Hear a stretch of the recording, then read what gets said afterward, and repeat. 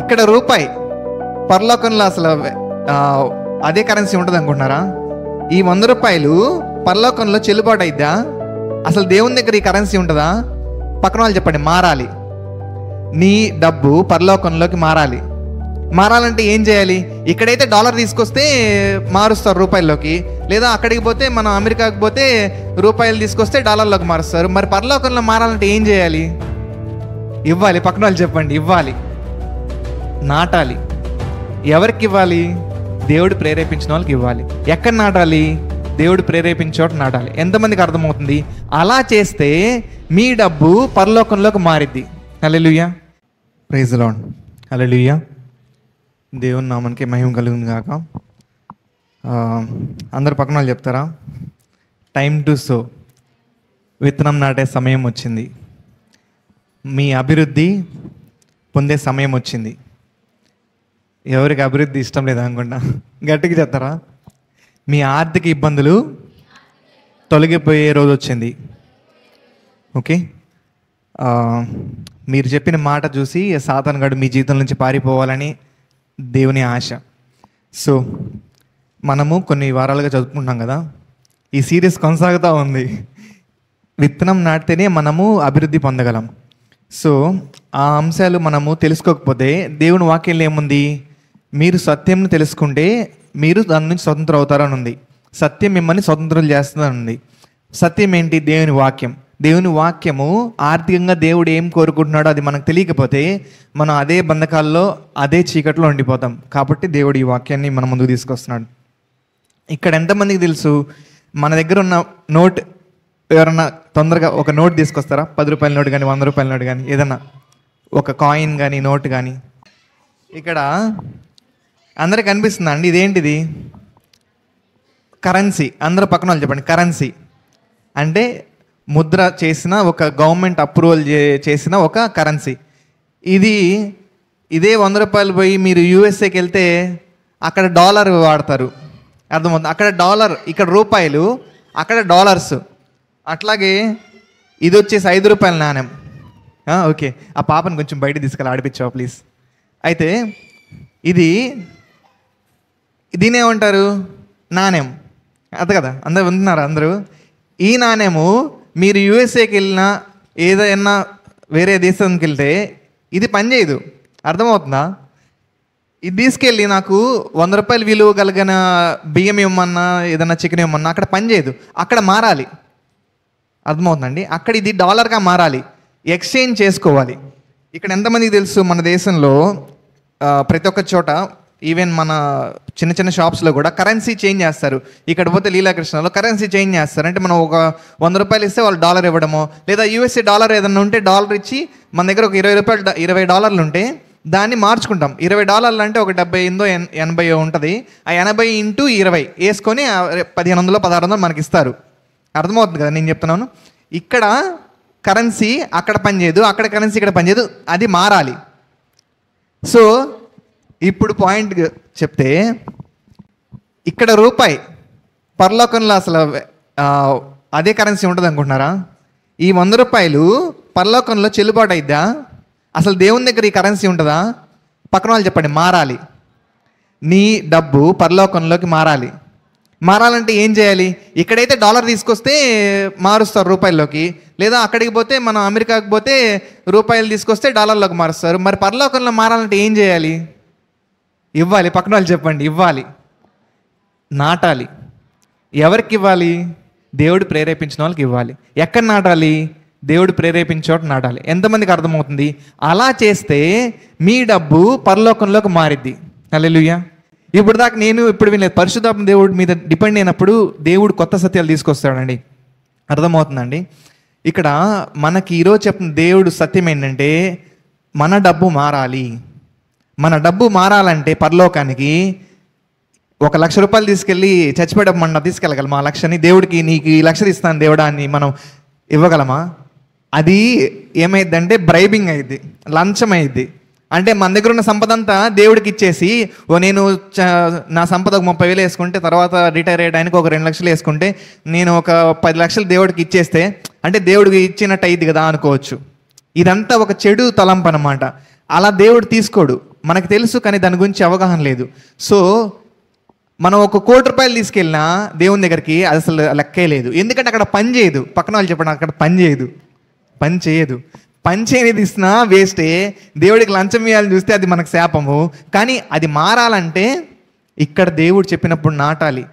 అదే మనము సపోజ్ ఒక 10 కోట్లు దేవుడికి ఇద్దామని చనిపోయే లోపల మనం దాచిపెట్టుకొని ఇచ్చే కంటే మనకున్న ఇప్పుడు అవసరంలో ఎవరికో ఒకరికి ఒక ₹1,000 ఇస్తే అదే గొప్ప. దేవుడు పేదలకు ఇచ్చినప్పుడు నాకు ఇచ్చినట్టు అంటాడు.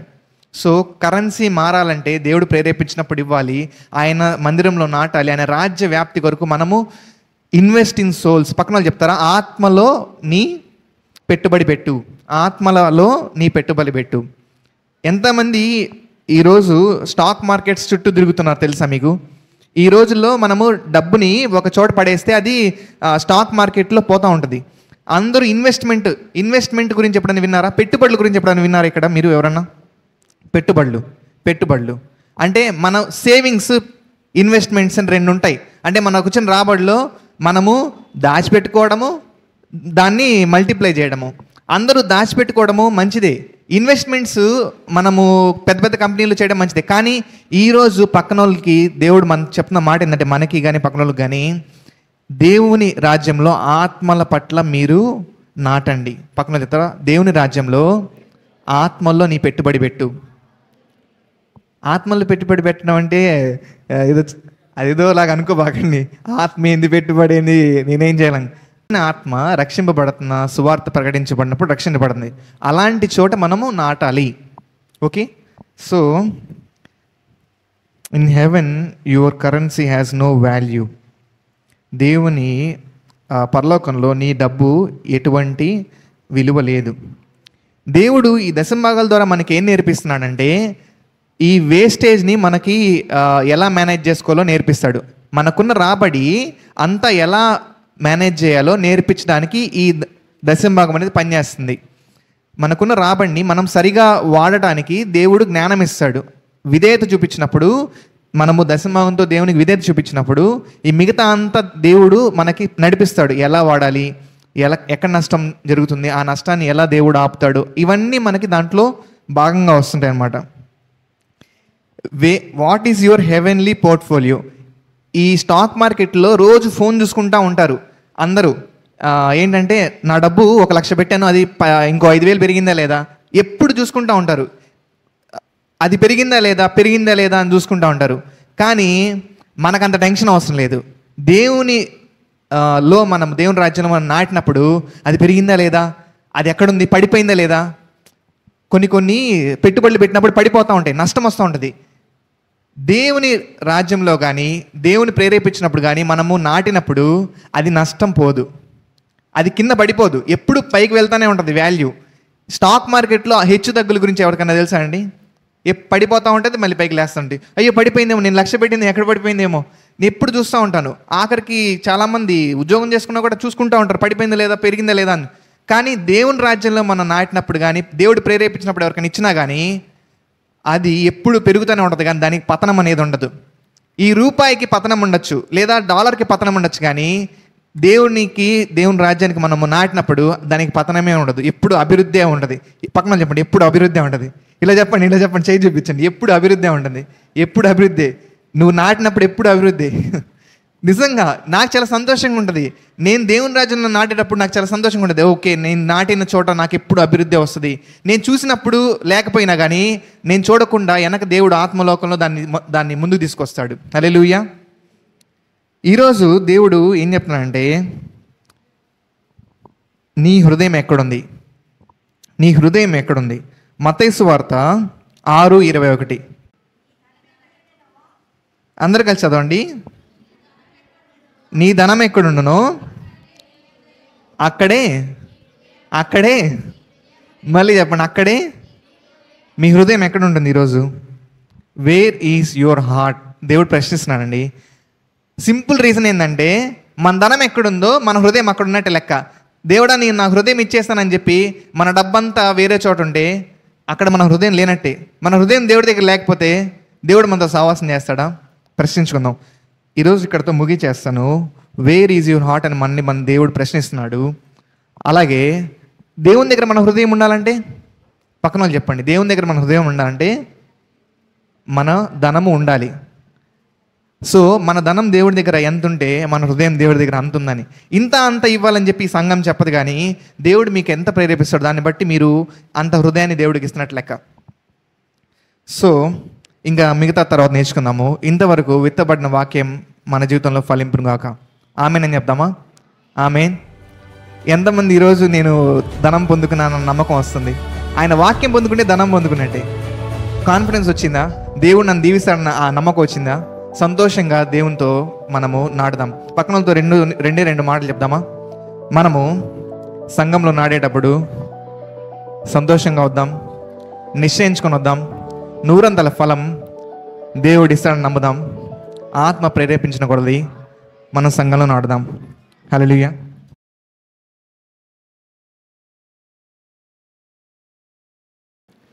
వెదజల్లి అభివృద్ధి పొందేవారు కలరు. అంటే నువ్వు వెదజల్లేటప్పుడు ఏ యాటిట్యూడ్తో వెదజల్లుతావు? నువ్వు ఇచ్చేటప్పుడు ఏ యాటిట్యూడ్తో ఇస్తావు? నేను ఇస్తున్నాను, దేవుడు నన్ను అభివృద్ధి పొందే మార్గంలో నన్ను నడిపిస్తాడు, ఆయనది నా అభివృద్ధి బాధ్యత. నేను అభివృద్ధి పొందడం ఆయన బాధ్యతగా తీసుకుంటాడు. Praise Lord. Hallelujah. Proverbs 11:24. Proverbs 11:24. సామెతలు 11:24 చూసుకుందాం. సామెతలు 11వ అధ్యాయం 24వ వచనం.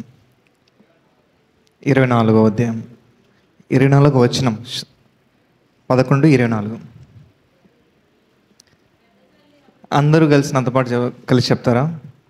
వెదజల్లి అభివృద్ధి పొందువారు కలరు, తగిన దానికన్నా తక్కువ ఇచ్చి లేమికి వచ్చువారు కలరు. భరణి, మన దగ్గర స్ప్రే ఉందా? తీసుకోవా? స్ప్రే ఎక్కడ ఉంచాం అది? ఓకే, ఈలోపు స్ప్రే తీసుకోనరా. సో అందరూ గమనించండి, లోకంలో ఫస్ట్ ఆఫ్ ఆల్ మనం ఏం చెప్తున్నాం ఇప్పుడు? Time to so. పక్కన వాళ్ళకి చెప్పండి, టైం టు సో. విత్తనం నాటే సమయం వచ్చింది. ఇక్కడ పెట్టవా? So thank you. అయితే విత్తనం నాటే సమయం వచ్చింది. ఇప్పుడు ఈ లోకంలో చాలామంది చెప్తా ఉంటారు కదా, రూపాయి 10 రూపాయలు, 10 100. ఇది మన లోకంలో చెప్పే కొటేషన్. కానీ దేవుడు చూసారా ఎంత అంటే, దేవుని మార్గాలు మనిషికి చాలా వ్యత్యాసం ఉంటాయి.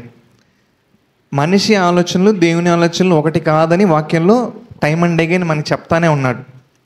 మనిషి ఎలా ఆలోచిస్తాడో అలా దేవుడు ఆలోచించాడు. అలాంటి పద్ధతులు ఫాలో అయినప్పుడు దేవునిలో బ్లెస్సింగ్ మనం పొందుకోలేము. సో దేవుడు ఈ రూపాయి 10 రూపాయలు 10 100 దాచిపెట్టుకుని నువ్వు కోటీశ్వరుడు అవుతావు అని ఎక్కడ చెప్పలేదు కదా. నువ్వు ఎంత దాచిపెట్టుకుంటే అంత కోటీశ్వరుడుతో అని చెప్పలేదు దేవుడు. వాక్యం చూస్తున్నారు కదా. ఇక్కడ ఏముంది? వెదజల్లి అభివృద్ధి పొందేవారు కలరు. అంటే నువ్వు వెదజల్లేటప్పుడు ఏ యాటిట్యూడ్తో వెదజల్లుతావు? నువ్వు ఇచ్చేటప్పుడు ఏ యాటిట్యూడ్తో ఇస్తావు?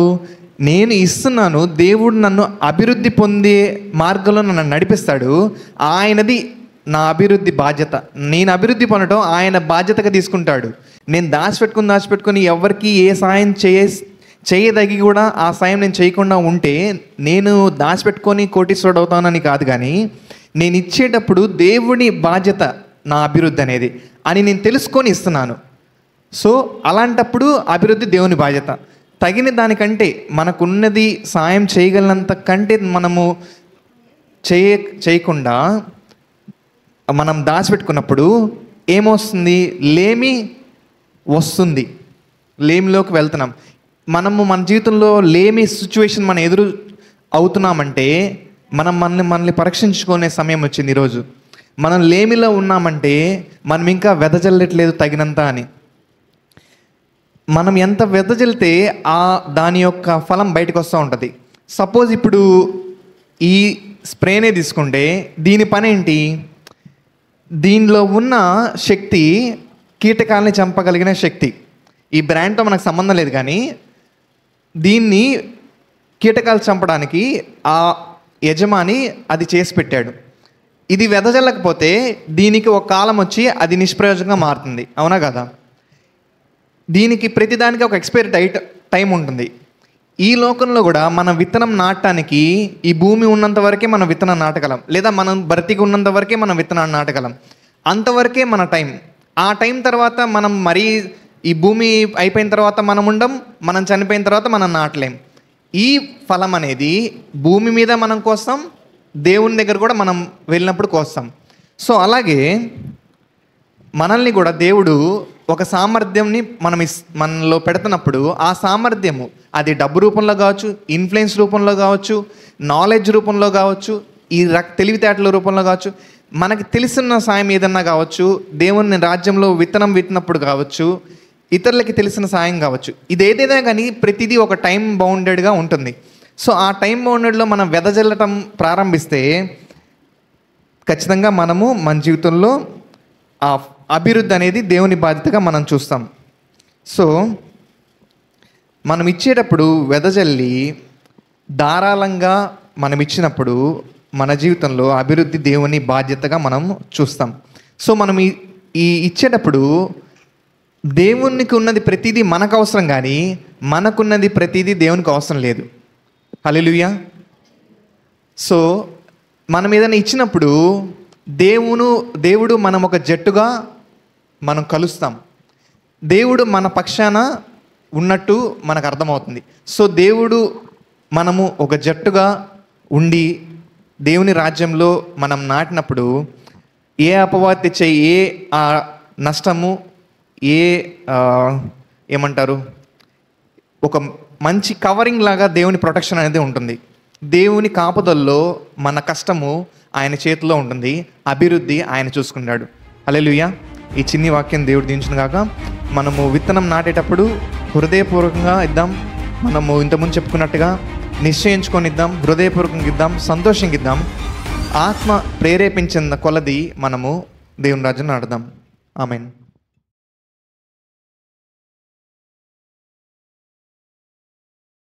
మంచి చేసేవాడే. దేవుని దగ్గర నుంచి ఏ చెడు మనకి రాదు. అనారోగ్యమైన, ఆర్థిక ఇబ్బందులైనా, లేదంటే ఏ అశాంతి ఎదురవుతున్నా దానికి కారణం దేవుడు కాదు అని మనం ప్రకటిస్తున్నట్టు, నోటితో మనం ఒప్పుకున్నట్టు. ఓకే. అలాగే కొన్ని విషయాలు, సత్యాలు మీ ముందు ఉంచాలని నేను కోరుకుంటున్నాను. మీరు ఇస్తే అప్పుడు మీకు ఇయ్యబడుతుంది, ఈయుడి అప్పుడు మీకు ఇయ్యబడుతుందని. ఇంకా వాక్యంలో ప్రతి ఒక్క చోట దేవుడు గివింగ్ ఈజ్ ఏ బ్లెస్సింగ్ అన్నాడు. పక్కన వాళ్ళు చెప్తారా? Giving is a blessing. So ఇవ్వడం అనేది ఒక ఆశీర్వాదం. సో మనందరం ఒక ఆశీర్వాదం ఎంతమంది ఈరోజు మన జీవితంలో ఉండాలని కోరుకుంటున్నారు చెప్పండి? మన జీవితంలో ఆశీర్వాదాలు కోరుకుంటున్నాం కదా. సో ఆశీర్వాదాలకు కారణం ఏంటి? గివింగ్ ఈజ్ ఏ బ్లెస్సింగ్ అని మనం తెలుసుకున్నప్పుడు, ఇవ్వడం ఒక ఆశీర్వాదం అని మనం తెలుసుకున్నప్పుడు ఖచ్చితంగా ఇవ్వడం అనేది మనం ప్రకటించబడాలి. సో మనము ఈ సంఘంలో ప్రకటించకపోతే దాని గురించి అవగాహన ఉండదు. దాని గురించే ఇప్పుడు మనం చెప్పుకుంటున్నాం. ఈ దశంభాగం అనేది కొంతమంది అనుకుంటూ ఉంటారు, ఇప్పుడు ఆన్లైన్లోనే చూస్తున్నాం, లేదా ఒక సంఘానికి వెళ్తున్నాం, ఇంకో సంఘానికి ఇవ్వచ్చా? సపోజ్ ఈ సంఘానికి వస్తున్నాం, మనం ఇంకో సంఘానికి ఇవ్వచ్చా? లేదంటే నేను ఏ సంఘానికి వెళ్ళను, ఇంట్లోనే కూర్చొని వేరే ఏదన్నా ఆన్లైన్ చూస్తున్నాను, అప్పుడు ఎవరికి ఇవ్వాలి? ఇలాంటి క్వశ్చన్స్ కొన్ని ఉన్నాయి. వాటి గురించి స్పష్టం చేద్దామని చెప్తున్నాను. ఎందుకంటే దేవుడు దశంభాగాలు అనేది ఒక స్టోర్ హౌస్తో పోల్స్తున్నాడు. స్టోర్ హౌస్ అంటే నా మందిరములో మీరు ఇవ్వండి అని మలాకి 3వ అధ్యాయంలో 10వ వచనంలో ఉంటుంది. నా మందిరంలో ధననిధి ఉన్నట్టు మీరు మీ టైత్ అంతా కూడా స్టోర్ హౌస్కి రిప్రజెంట్ చేస్తూ ఉంటాడు. స్టోర్ హౌస్ అంటే ఏంటంటే ఆయన మందిరం. సో ఆ మందిరంలో మనము దశంభాగం నాటాలి. మనము ఒక చోటకి వెళ్తా ఇంకో చోటకి మనం ఇవ్వకూడదు. అక్కడ మనం బాప్తిజం పొందినా కూడా, నేను సపోజ్ నేను ఒక చర్చ్లో బాప్తిజం పొందాను, నేను ఇక్కడ బాప్తిజం పొందలేదు, నేను వేరే చర్చ్లో బాప్తిజం పొందాను, కానీ నేను వారం వారం వాక్యంలో బలపడుతున్నాను, రోజు ప్రతి వారం ఇక్కడ బలపడుతున్నాను. అప్పుడు నేను రక్షణ పొందిన చోట కాకుండా ఎక్కడైతే నేను ఇప్పుడు ప్రజెంట్ నేను వారం వారం పోతున్నానో అక్కడ ఇవ్వాలి. అర్థమవుతుందండి? అది మన స్టోర్ హౌస్, అది మన మందిరం. దాని తర్వాత ఇంకా అడిషనల్గా ఇవ్వాలంటే నేను రక్షణ పొందిన చోట ఇవ్వచ్చు, లేదా నాకు ప్రేరేపణ ఇచ్చినప్పుడు ఏదన్నా పాస్టర్ జీవితంలో మనం నాటచ్చు. ఏదన్నా కానీ టైత్ మనము వెళ్ళే మందిరం వారం వారం వెళ్తామే ఆ మందిరానికి ఇవ్వాలని చెప్తాను. ఒకవేళ ఆన్లైన్లో చూస్తున్న ఎవరైనా మన వ్యూవర్స్ ఇక్కడ ఇవ్వాలని ఎప్పుడు చెప్పం, ఎందుకంటే వాళ్ళు వారం వారం ఎవరైతే పాస్టర్ కింద వాళ్ళు వారం వారం సంఘానికి వెళ్తారో అక్కడ ఇవ్వాలి.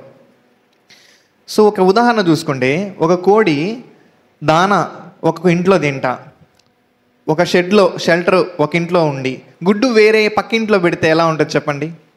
ఎంత బాధపడతారు వాళ్ళ యజమాని, అవునా కదా?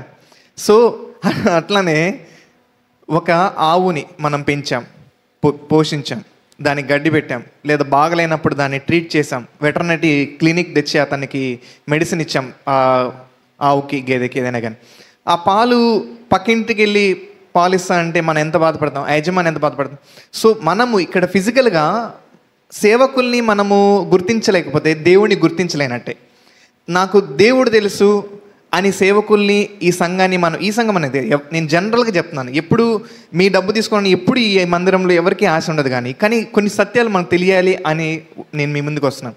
సో సేవకుడి విలువ, బిల్లీ గ్రహాం గారు పెద్ద సేవకులు ఈ మాట చెప్పారు.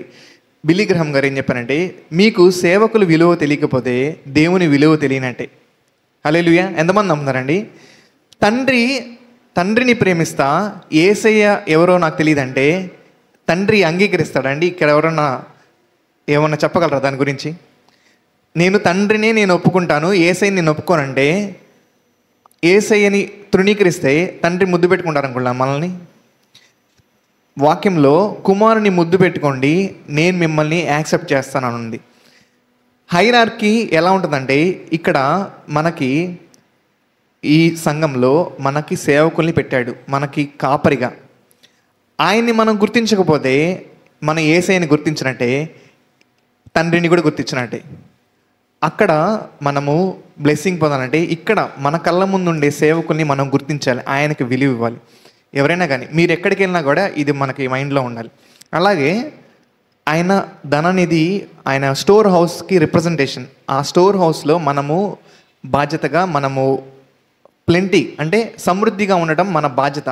ఆ సమృద్ధిని ఇవ్వడం ఈ దశంభాగాలతో ఖచ్చితంగా మనం ఇనీషియల్గా ఇవ్వాలి అని చెప్పి వాక్యం ఉంది. కొంచెం గట్టిగా ఉన్న మాటలు అర్థం చేసుకోవడానికి ట్రై చేయండి. ఓకే. తర్వాత కొంతమంది ఏం చేస్తారు, అంతకుముందు కూడా నేను అనుకునేవాడిని, అంటే ఈ ఫాలో అవుతున్నాను ఇప్పుడు, ఒకప్పుడు అయ్యేవాడిని కాదు. నేను సత్యాన్ని తెలుసుకున్నాను. ఏంటంటే నాకు ₹1,00,000 వస్తున్నాయి అనుకోండి, 10,000 దశంభాగం అనుకోండి. ఆ 10,000లో నేను మంచే చేస్తున్నాను అనుకుందాం, మంచే. 10,000లో 1,000 విధవరాలకి ఇవ్వచ్చు, ఇంకో 2,000 పేదవాళ్ళకి ఇవ్వచ్చు, ఇంకో 7,000 మిగిలినాయి కదా, ఆ 7,000 నేను దేవునికి ఇవ్వచ్చు కదా. ఎట్లాగో నేను ఆ 10,000 నేను వాడుకోవట్లేదు కదా, దశంభాగము నేను వాడుకోకుండా ఆ దశంభాగాన్ని 4 రకాలుగా నేను డివైడ్ చేయొచ్చు కదా అన్న ఆలోచన ఎవరికొని వచ్చిందా ఇప్పుడు దాకా? నాకైతే వచ్చింది. మంచి పనే చేస్తున్నాను, నేను వాడుకోవట్లేదు, ఇలా చేయొచ్చు కదా అని ఆలోచన వస్తుంది. అది కరెక్ట్ కాదు. ఎందుకంటే దేవుడు ఏం చెప్పాడు ఇక్కడ వాక్యంలో, నా మందిరంలో ఆహారం ఉన్నట్లు 10వ భాగమంతయు మీరు నా మందిరంలో నిధుల్లో తీసుకొని రండి. అంటే మీకు ఇక్కడ ఏమర్థమవుతుంది? 10వ భాగము, అందరు నాతో చెప్పండి, 10వ భాగము అంతయు. అంతయు అంటే ఆ 10% ఏదైతే ఉందో అది మొత్తం తీసుకొని దేవుని దగ్గరికి వచ్చినాక అప్పుడు మనల్ని దేవుడు ప్రేరేపించినప్పుడు ఇంకేదన్నా మనం ఎక్స్ట్రాగా చేసుకోవాలి. సో అదనమాట. సో ఇంకొక చిన్న విషయం ఏంటంటే, మనము ఇప్పుడు ఒక సంపాదన మనం పొందుకుంటున్నాం అనుకోండి, మన కష్టం బట్టి, మనకున్న తలాంతుని బట్టి, మనకున్న టాలెంట్ని బట్టి, ఉద్యోగాన్ని బట్టి మనం పొందుకున్నాం. దాంట్లో మనం దశమాగం ఇస్తున్నప్పుడు దేవుణ్ణి ఏమని అడగాలి? దేవా, నేను ఈరోజు ఇంత దశమాగం ఇస్తున్నాను, సపోజ్ ఒక 5,000 ఇస్తున్నాను, 50,000 సంపాదిస్తే 5,000 ఇస్తున్నాను అనుకోండి, నా దశభాగం పెంచు దేవా అని మనము ఆ దేవుణ్ణి మనం అడగాలి. అప్పుడు ఏమైంది? ఆటోమేటిక్గా ఇప్పుడు నేను ఒక దశభాగం ఇస్తున్నప్పుడు నా దశభాగం పెరగాలి, నేను ఇంకా నీకు ఇంకా ఎక్కువ ఇవ్వాలని నేను అనుకున్నప్పుడు ఆటోమేటిక్గా ఏం జరుగుతుంది? నా జీతం కూడా పెరుగుతుంది కదా, నా రాబడి కూడా పెరుగుతుంది కదా. సో మనం ఈ వైఖరితో మనం దేవుని దగ్గర రావాలి. అయ్యా నేను నీకు ఇంకా ఇవ్వాలి, నేను ఏదైతే ఇస్తున్నానో అది నువ్వు చేసిన దానికంటే నేను చాలా తక్కువ చేస్తున్నాను, కానీ ఇంకా ఎక్కువ నీకు ఇవ్వాలనుకుంటున్నాను. నా తలాంతుని కెపాసిటీని ఇంకా ఇంక్రీజ్ చేయాలి. కెపాసిటీ అంటే ఏమంటారు? నా సామర్థ్యాన్ని ఇంకా పెంపొందించు దేవా అని మనం అడిగినప్పుడు ఆటోమేటిక్గా మన రాబడి పెరిగిద్ది, ఆటోమేటిక్గా దశమభాగం పెరుగుద్ది. హల్లెలూయా. ఎప్పుడు కూడా మనము దేవుని దగ్గర నుంచి పొందుకోవాలి. నాకేమొస్తుంది, నాకు ఇంకా రావాలి, నేను బాగుపడాలి, ఇంకా నేను ఒక్కడే నేను అనేది మనం తీసేసేయాలి. అలా దేవుడు నన్ను ఆశీర్వదించినప్పుడు, అయ్యా నువ్వు నన్ను ఆశీర్వదిస్తే నేను నా చుట్టుపక్కల ఉన్న వాళ్ళకి నేను ఆశీర్వాదంగా ఉంటాను, నా బంధువులకి నేను ఆశీర్వాదంగా ఉంటాను, నా ఫ్రెండ్స్కి నేను ఆశీర్వాదంగా ఉంటాను, లేమిలో ఉన్న వాళ్ళకి నాకు కనిపించినప్పుడు నువ్వు ప్రేరేపిస్తే నేను ఆశీర్వాదంగా ఉంటాను అన్న ఉద్దేశంతో రావాలి. ఖచ్చితంగా దేవుడు దాన్ని మల్టిప్లై చేసే దేవుడే. నువ్వు డబ్బులు ఇచ్చినప్పుడు, దశమభాగం ఇచ్చినప్పుడు ఖచ్చితంగా నీ రాబడి దేవుడు కాపాడతాడు, నిన్ను ఎక్కువ అభివృద్ధి చేస్తాడు. కానీ నీ వైఖరి ఏమై ఉండాలి? నా వైఖరి ఏమై ఉండాలంటే, అయ్యా నువ్వు నన్ను అభివృద్ధి చేసినప్పుడు నేను నీకు ఉపయోగపడతాను. హల్లెలూయా. సెల్ఫ్ సెంటర్డ్నెస్ తీసేసి క్రైస్ట్ సెంటర్డ్నెస్గా మనం మారాలి. అంటే స్వార్థం తీసేసి యేసయ్య మన కేంద్ర బిందువు అవ్వాలి మనకున్న రాబడిలో, మనకున్న డబ్బులో. హల్లెలూయా. దేవుడు ఏం కోరుకుంటున్నాడంటే, ఒక విశ్వాసి నుంచి, ఒక శిష్యుడి నుంచి జనరాసిటీ అనేది కోరుకున్నాడు. ధారాళత్వం. అందరు పక్కన చెప్పండి, ధారాళత్వం. ధారాళత్వాన్ని నీ హృదయంలో పెంపొందించాలని కోరుకుంటున్నాడు. ఒక డబ్బున్నవాడు ఒక 10 కోట్లు సంపాదిస్తున్నాడు అనుకుందాం, ఒక పేదవాడు ఒక 10,000 సంపాదిస్తాడు అనుకుందాం. వీళ్ళిద్దరూ దేంట్లో ఈక్వల్ అవ్వగలరు చెప్పరా? ఇప్పుడే మీకు చెప్పాను. వీళ్ళిద్దరూ దేంట్లో సమానం అవ్వగలరు తెలుసా మీకు? ధారాళత్వంలో సమానం అవ్వగలరు. ₹1,00,00,000 సంపాదించే వ్యక్తి ఒక 10,000 ఇవ్వడం పెద్ద గొప్ప కాదు. అదే ఆ 10,000 సంపాదించే వ్యక్తి ఆ దాంట్లో ఒక 1,000 ఇచ్చినప్పుడు, అది తను డబ్బున్నప్పటికీ తనకున్న సమృద్ధిలో కొంచెం ఇచ్చినప్పుడు, ఇతను లేమిలో తనకున్న లేమిలో కూడా ఇచ్చినప్పుడు అది ఆయనకంటే గొప్పగా ట్రీట్ చేస్తాడు దేవుడు. అలాగే ఆయనకున్న కొంచెంలో ఇతరులకి సాయపడ్డప్పుడు, ఆయన చేసిన చిన్న సాయమైనా ఇతరులకి అది ధారాళత్వం చూపిస్తుంది. ఎంతమందికి అర్థమవుతుందండి? సో దేవుడు మన హృదయాల్లో ధారాళత్వాన్ని పెంచాలనుకుంటున్నాడు. మనం ఎంత ఇచ్చామనేది విషయం కాదు, కానీ మనం ఎంత హృదయపూర్వకంగా ధారాళంగా మనకున్న సంపద బట్టి, మనకున్న సామర్థ్యాన్ని బట్టి, మన చుట్టుపక్కల వాళ్ళకి ఎంత సాయపడుతున్నాం అనే దాన్ని బట్టి దేవుడు మనల్ని దీవిస్తాడు. ధారాళత్వం అనేది మన హృదయం నుంచి బయటికి రావాలని దేవుడు ఎదురు చూస్తూ ఉంటాడు. సో ఇప్పుడు టైం అయిపోయింది కాబట్టి ఇంకటితో ముగిద్దాం. ఈ 4 చెప్పుకొని ఇంక నేను ముగిస్తాను. టైట్స్ కానీ, ఆఫరింగ్ కానీ, అంటే 10వ ఇవ్వడం కానీ, అర్పణలు కానీ ఇవ్వడం అనేది కానీ ఒక బంధకాల నుంచి మనల్ని విడిపిస్తుంది. ఎంతమందికి తెలుసు, మనము రక్షింపబడ్డప్పుడు దేవుడు మన పాప బంధకాలని కొట్టివేశాడు, దాని నుంచి బయట తీసుకొచ్చాడని? చేపెక్కెత్తారా? నేను ఆయన నమ్మి హృదయంలో అంగీకరించినప్పుడు నా పాప బంధకాల నుంచి ఆయన తీసేసి ఆయన స్వతంత్రంగా చేశాడని ఎంతమంది నమ్ముతున్నారు? అలాగే దేవుడు ఒక్క పాపాల నుంచే మనల్ని విడిపించాలని కోరుకోడు. ఇక్కడున్న ప్రతి ఒక్కళ్ళు ఒక సంపద కలిగిన కోటీశ్వరులుగా ఆయన ఎదురు చూస్తున్నాడు అవ్వాలని. ఎంతమంది నమ్ముతారు? దేవుడు మీరందరూ డబ్బులు పొందుకోవాలని ఎదురు చూస్తున్నాడు అనుకుంటారా లేదా? అంటే పేదరికంలో ఉండాలనుకుంటున్నారా, లేకపోతే మనము డబ్బు మన చేతిలో ఉండాలనుకుంటున్నారా? చెప్పండి గట్టిగా. మన చేతిలో డబ్బులు ఉండాలని కోరుకుంటాడా, దరిద్రంలో ఉండాలని కోరుకుంటాడా దేవుడు? సో అది కూడా మన జీవితంలో ఉండాలని కోరుకుంటాడు. Freedom from all kinds of bondages. ప్రతి ఒక్క బంధకాల నుంచి దేవుడు బయటికి రావాలని కోరుకుంటాడు. అది పాపమైనా, శారీరకంగా ఏదన్నా దెబ్బలున్నా ఏదన్నా కానీ, తర్వాత ఈవిల్ స్పిరిట్స్, ఏదన్నా దురాత్మ నుంచిన ఒక దురాత్మతో ఉన్న ఒక వ్యక్తి అలానే దురాత్మలో ఉండాలని కోరుకుంటాడా? దేవుడు గద్దించాడా లేదా దురాత్మ పట్టిన వ్యక్తిని? అంటే ఒక దురాత్మ ఉన్న మన లైఫ్లో అది దేవుడికి యాక్సెప్ట్ కాదు, అంగీకారం కాదు. పాప బంధకాలు కానీ, ఈవిల్ స్పిరిట్స్, దురాత్మలు కానీ మన జీవితంలో ఉండాలని కూడా. అలాగే మీరు అందరూ తెలుసుకోవాల్సిన విషయం ఏంటంటే, ఫైనాన్షియల్ బాండేజెస్ కూడా ఒక బాండేజెసే. ఆర్థిక లేమి కూడా ఒక బంధకం. పక్కన వాళ్ళకి చెప్పండి, ఆర్థిక లేమి కూడా ఒక బంధకం. దానిలోంచి బయటికి రావాలని యేసే కోరుకుంటున్నాడు. హల్లెలూయా. ఇక ముందు తర్వాత నేర్చుకుందాం. దయతో క్షమించండి, ఎక్కువసేపు అయింది. మనం విన్న వాక్యము నూరంతలుగా ఫలం పొందుగాక. ఆమేన్. అలాగే విత్తనం నాటే సమయం వచ్చింది కాబట్టి మనం పక్కన వాళ్ళతో 2 మాటలు చెప్తారా? అందరూ పక్కన వాళ్ళతో. మీరు నాటేటప్పుడు ముందుగానే నిశ్చయించుకొని వద్దాం, సంతోషించుకొని వద్దాం. ఆత్మ ప్రేరేపించిన కొలది మనం మందిరంలో నాటుదాం. హల్లెలూయా.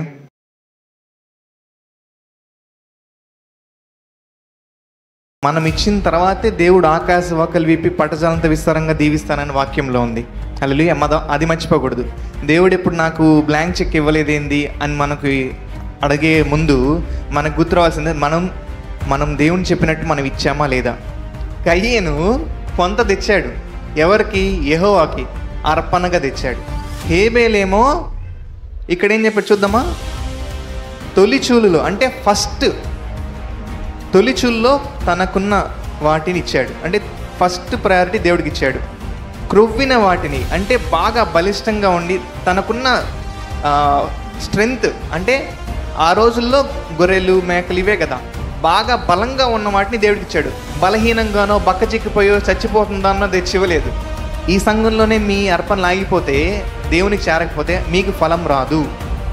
డబ్బులు ఇట్లా పడేయటం ఈజీ. ప్రెషియస్ థింగ్స్ కూడా పడేయచ్చు. నేను ₹1,00,00,000 ఇచ్చి ఒక డైమండ్ జ్యువెలరీ దేవుడికి ఇవ్వచ్చు, లేదా ₹1,00,00,000 ఒక స్థలం ఇవ్వచ్చు. అది కూడా ఈజీ. నాకున్న ఆస్తంతా ఇచ్చేయచ్చు. కష్టమే కానీ ఈజీ. ఫర్గివ్ చేయమంటే కష్టం. ఎంతమందికి అర్థమవుతుందండి? క్షమించమంటే కష్టం. నేను నా ఆస్తంతా అమ్మేస్తాను కానీ వాడిని మాత్రం క్షమించను అనే వాళ్ళు కూడా ఉన్నారు ఈ రోజుల్లో. ఇంకా ఎక్స్ట్రీమ్కి వెళ్తే పరలోకంకి వాడొస్తే నేను రాను అనే వాళ్ళు కూడా ఉన్నారండి ఈ రోజుల్లో. మొదట ఏదన్నా జ్ఞాపకం వస్తే క్షమించండి, తర్వాత మీ అర్పణలు ఇవ్వండి. Praise Lord. అందరికీ వందనాలు. మొదటిగా దేవునికి, అలాగే పాస్టర్ గారికి, నాకు అవకాశం ఇచ్చిన పాస్టర్ గారికి వందనాలు. ఇచ్చే సమయం వచ్చింది. అందరు పక్కన వాళ్ళు చెప్పండి, ఇచ్చే సమయం వచ్చింది. మీ ఆర్థిక బంధకాలు విడుదల అయ్యే సమయం వచ్చింది. మీ రాబడి పెరిగే సమయం వచ్చింది.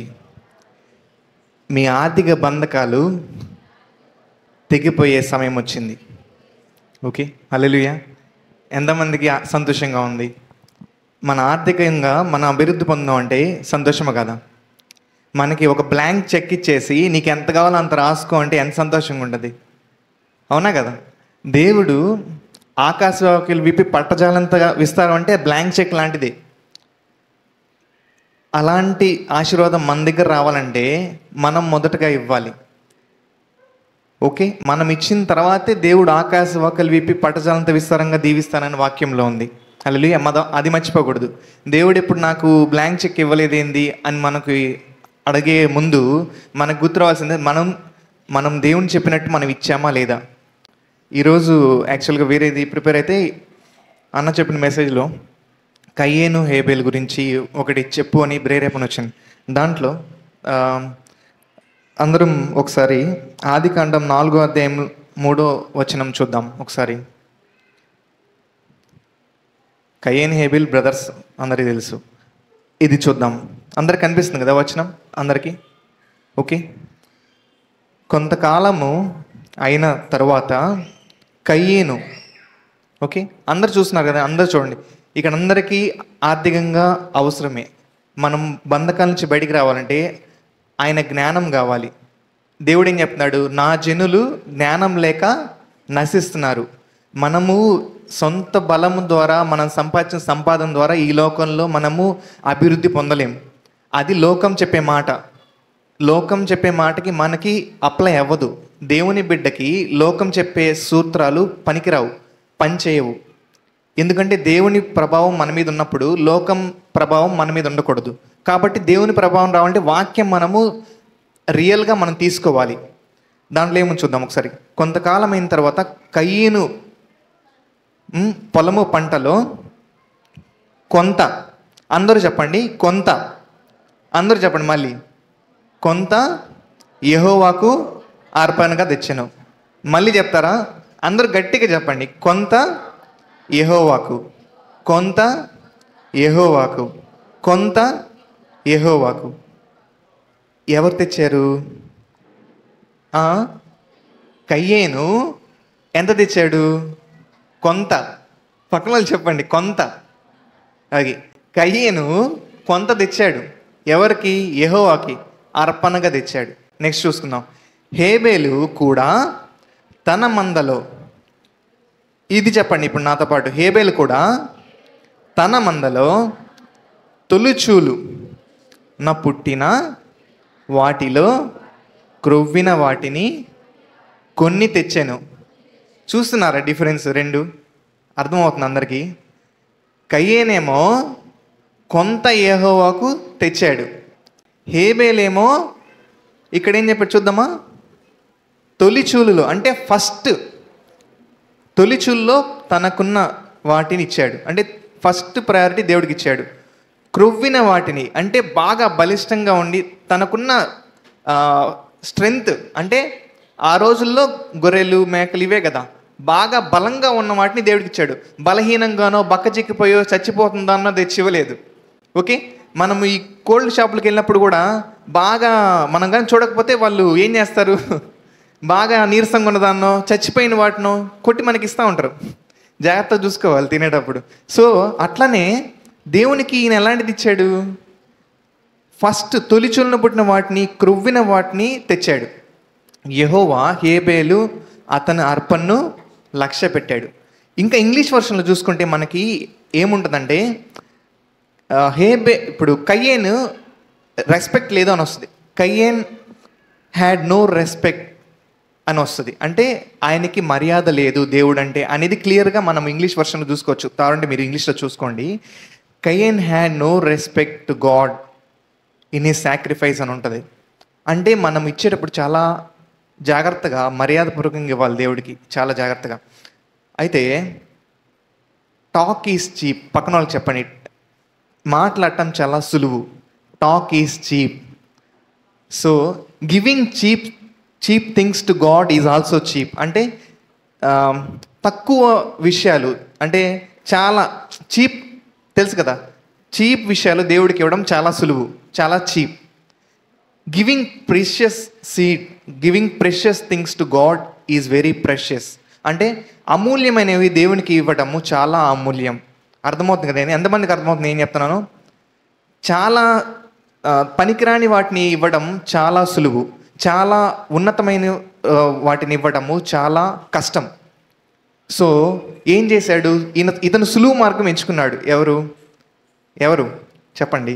కయ్యేను సులువు మార్గం ఎంచుకున్నాడు. చీప్ థింగ్స్ ఇచ్చాడు, రెస్పెక్టే లేదు. తర్వాత చాలా బాధల్లోకి వెళ్తాడు. ఆయన ఆ అర్పణని తృణీకరిస్తాడు దేవుడు, ఆయన లక్ష్య పెట్టలేదు. అది చూసి మళ్ళీ కోపం, వాళ్ళ బ్రదర్ని చంపడం, మళ్ళీ తర్వాత ఆ శాపం రావటం, తర్వాత దేవుడు మీ బ్రదర్ని ఎందుకు చంపావంటే నేను ఎక్కడ చంపాను, తర్వాత ఇట్లాంటి పని ఎందుకు చేసావు, ఆయన రక్తం నీ కొరకు ఏడుస్తుంది అంటాం, తర్వాత ఆయన శాపంతో వెళ్ళిపోవటం, దేవుని ముద్ర వేయటం, రకరకాల శాపాలు తన లైఫ్లో అనుభవించాడు. సో మనం అలా ఉండకుండా ఉండాలి. అలాగే దీనికి ఇది ఇంత పాత నిబంధనలో ఉంది కదా, కొత్త నిబంధనలో దేవుడు ఏం చెప్తున్నాడు? పాత నిబంధనలో అవన్నీ చెప్పి డబ్బుల కోసం ఏదో సంఘాన్ని దగ్గర మేము అడుగుతున్నామని మీరు అనుకోవచ్చు, లేదా వ్యూవర్స్ అనుకోవచ్చు లైవ్లో వెళ్తున్న వాళ్ళు. మనం కొత్త నిబంధనకి వెళ్దాం ఒకసారి. కొత్త నిబంధనలో మత్తయి సువార్త 5వ అధ్యాయం 23వ వచనంలో మనం చూద్దాం ఒకసారి. నెక్స్ట్ టైం పెట్టాం. ఇది కొత్త నిబంధన, అది పాత నిబంధన. కొత్త నిబంధనలో స్వయాన యేసయ్య ఏం చెప్తున్నాడో చూద్దాం. అందరూ ఒకసారి వాక్యం చూస్తున్నారా? బోరు కొడుతున్నాయి ఎవరికైనా? 2 నిమిషాలు సత్యాలు తెలుసుకుందాం మనం అభివృద్ధి పొందడానికి.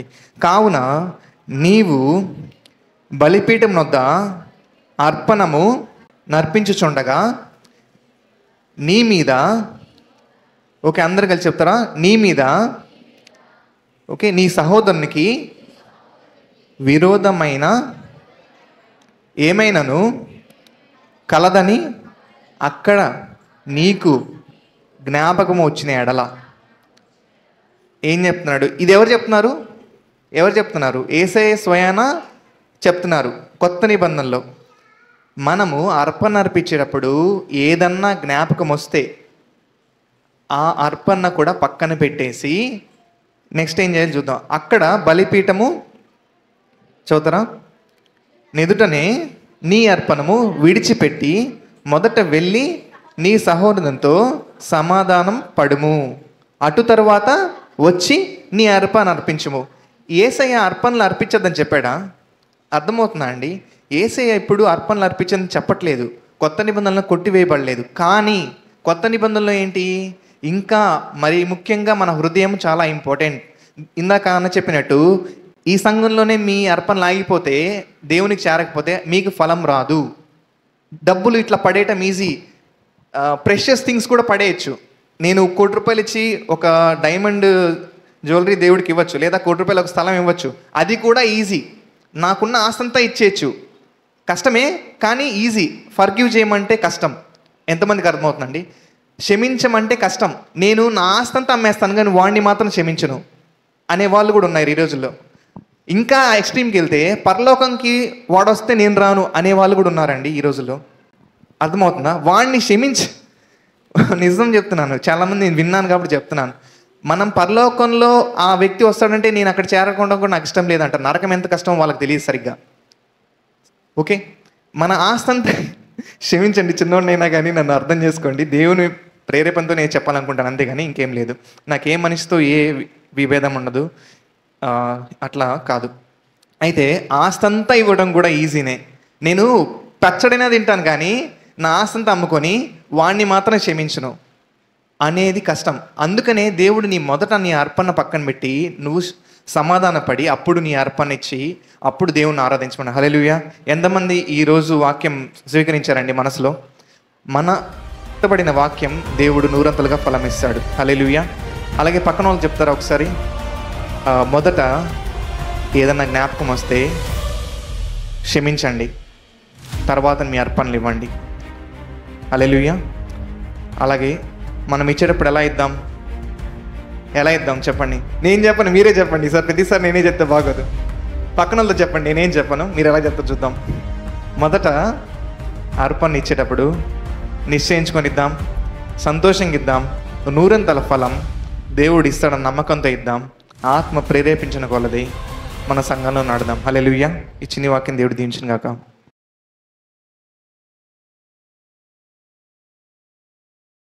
సో దేవుడు ఒక విషయం అడిగినప్పుడు ఈ అద్భుతం ఎలా చేద్దాం అన్నప్పుడు దేవునికి తెలుసు ఎలా చేయాలనేది, కానీ మనల్ని పరీక్షిస్తాడు. మన విశ్వాసంతో దాన్ని ఎదుర్కొంటామా?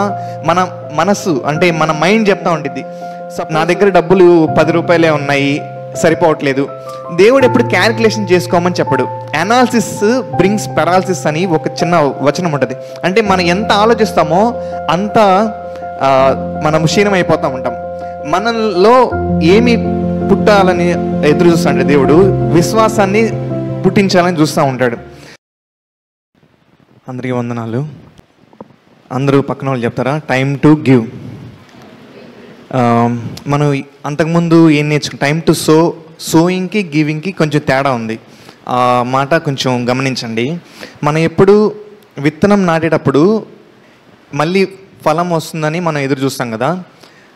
విత్తనము ప్రతిసారి దేవుని దగ్గరికి వచ్చినప్పుడు విత్తనమే అనుకోకూడదు. ఎందుకు అంటే మనము కొన్నిసార్లు కృతజ్ఞతాపూర్వకంగా ఇస్తాం, దానికి మళ్ళీ దేవుని దగ్గర నుంచి రావాలి అన్న ఆశ ఉండకూడదు.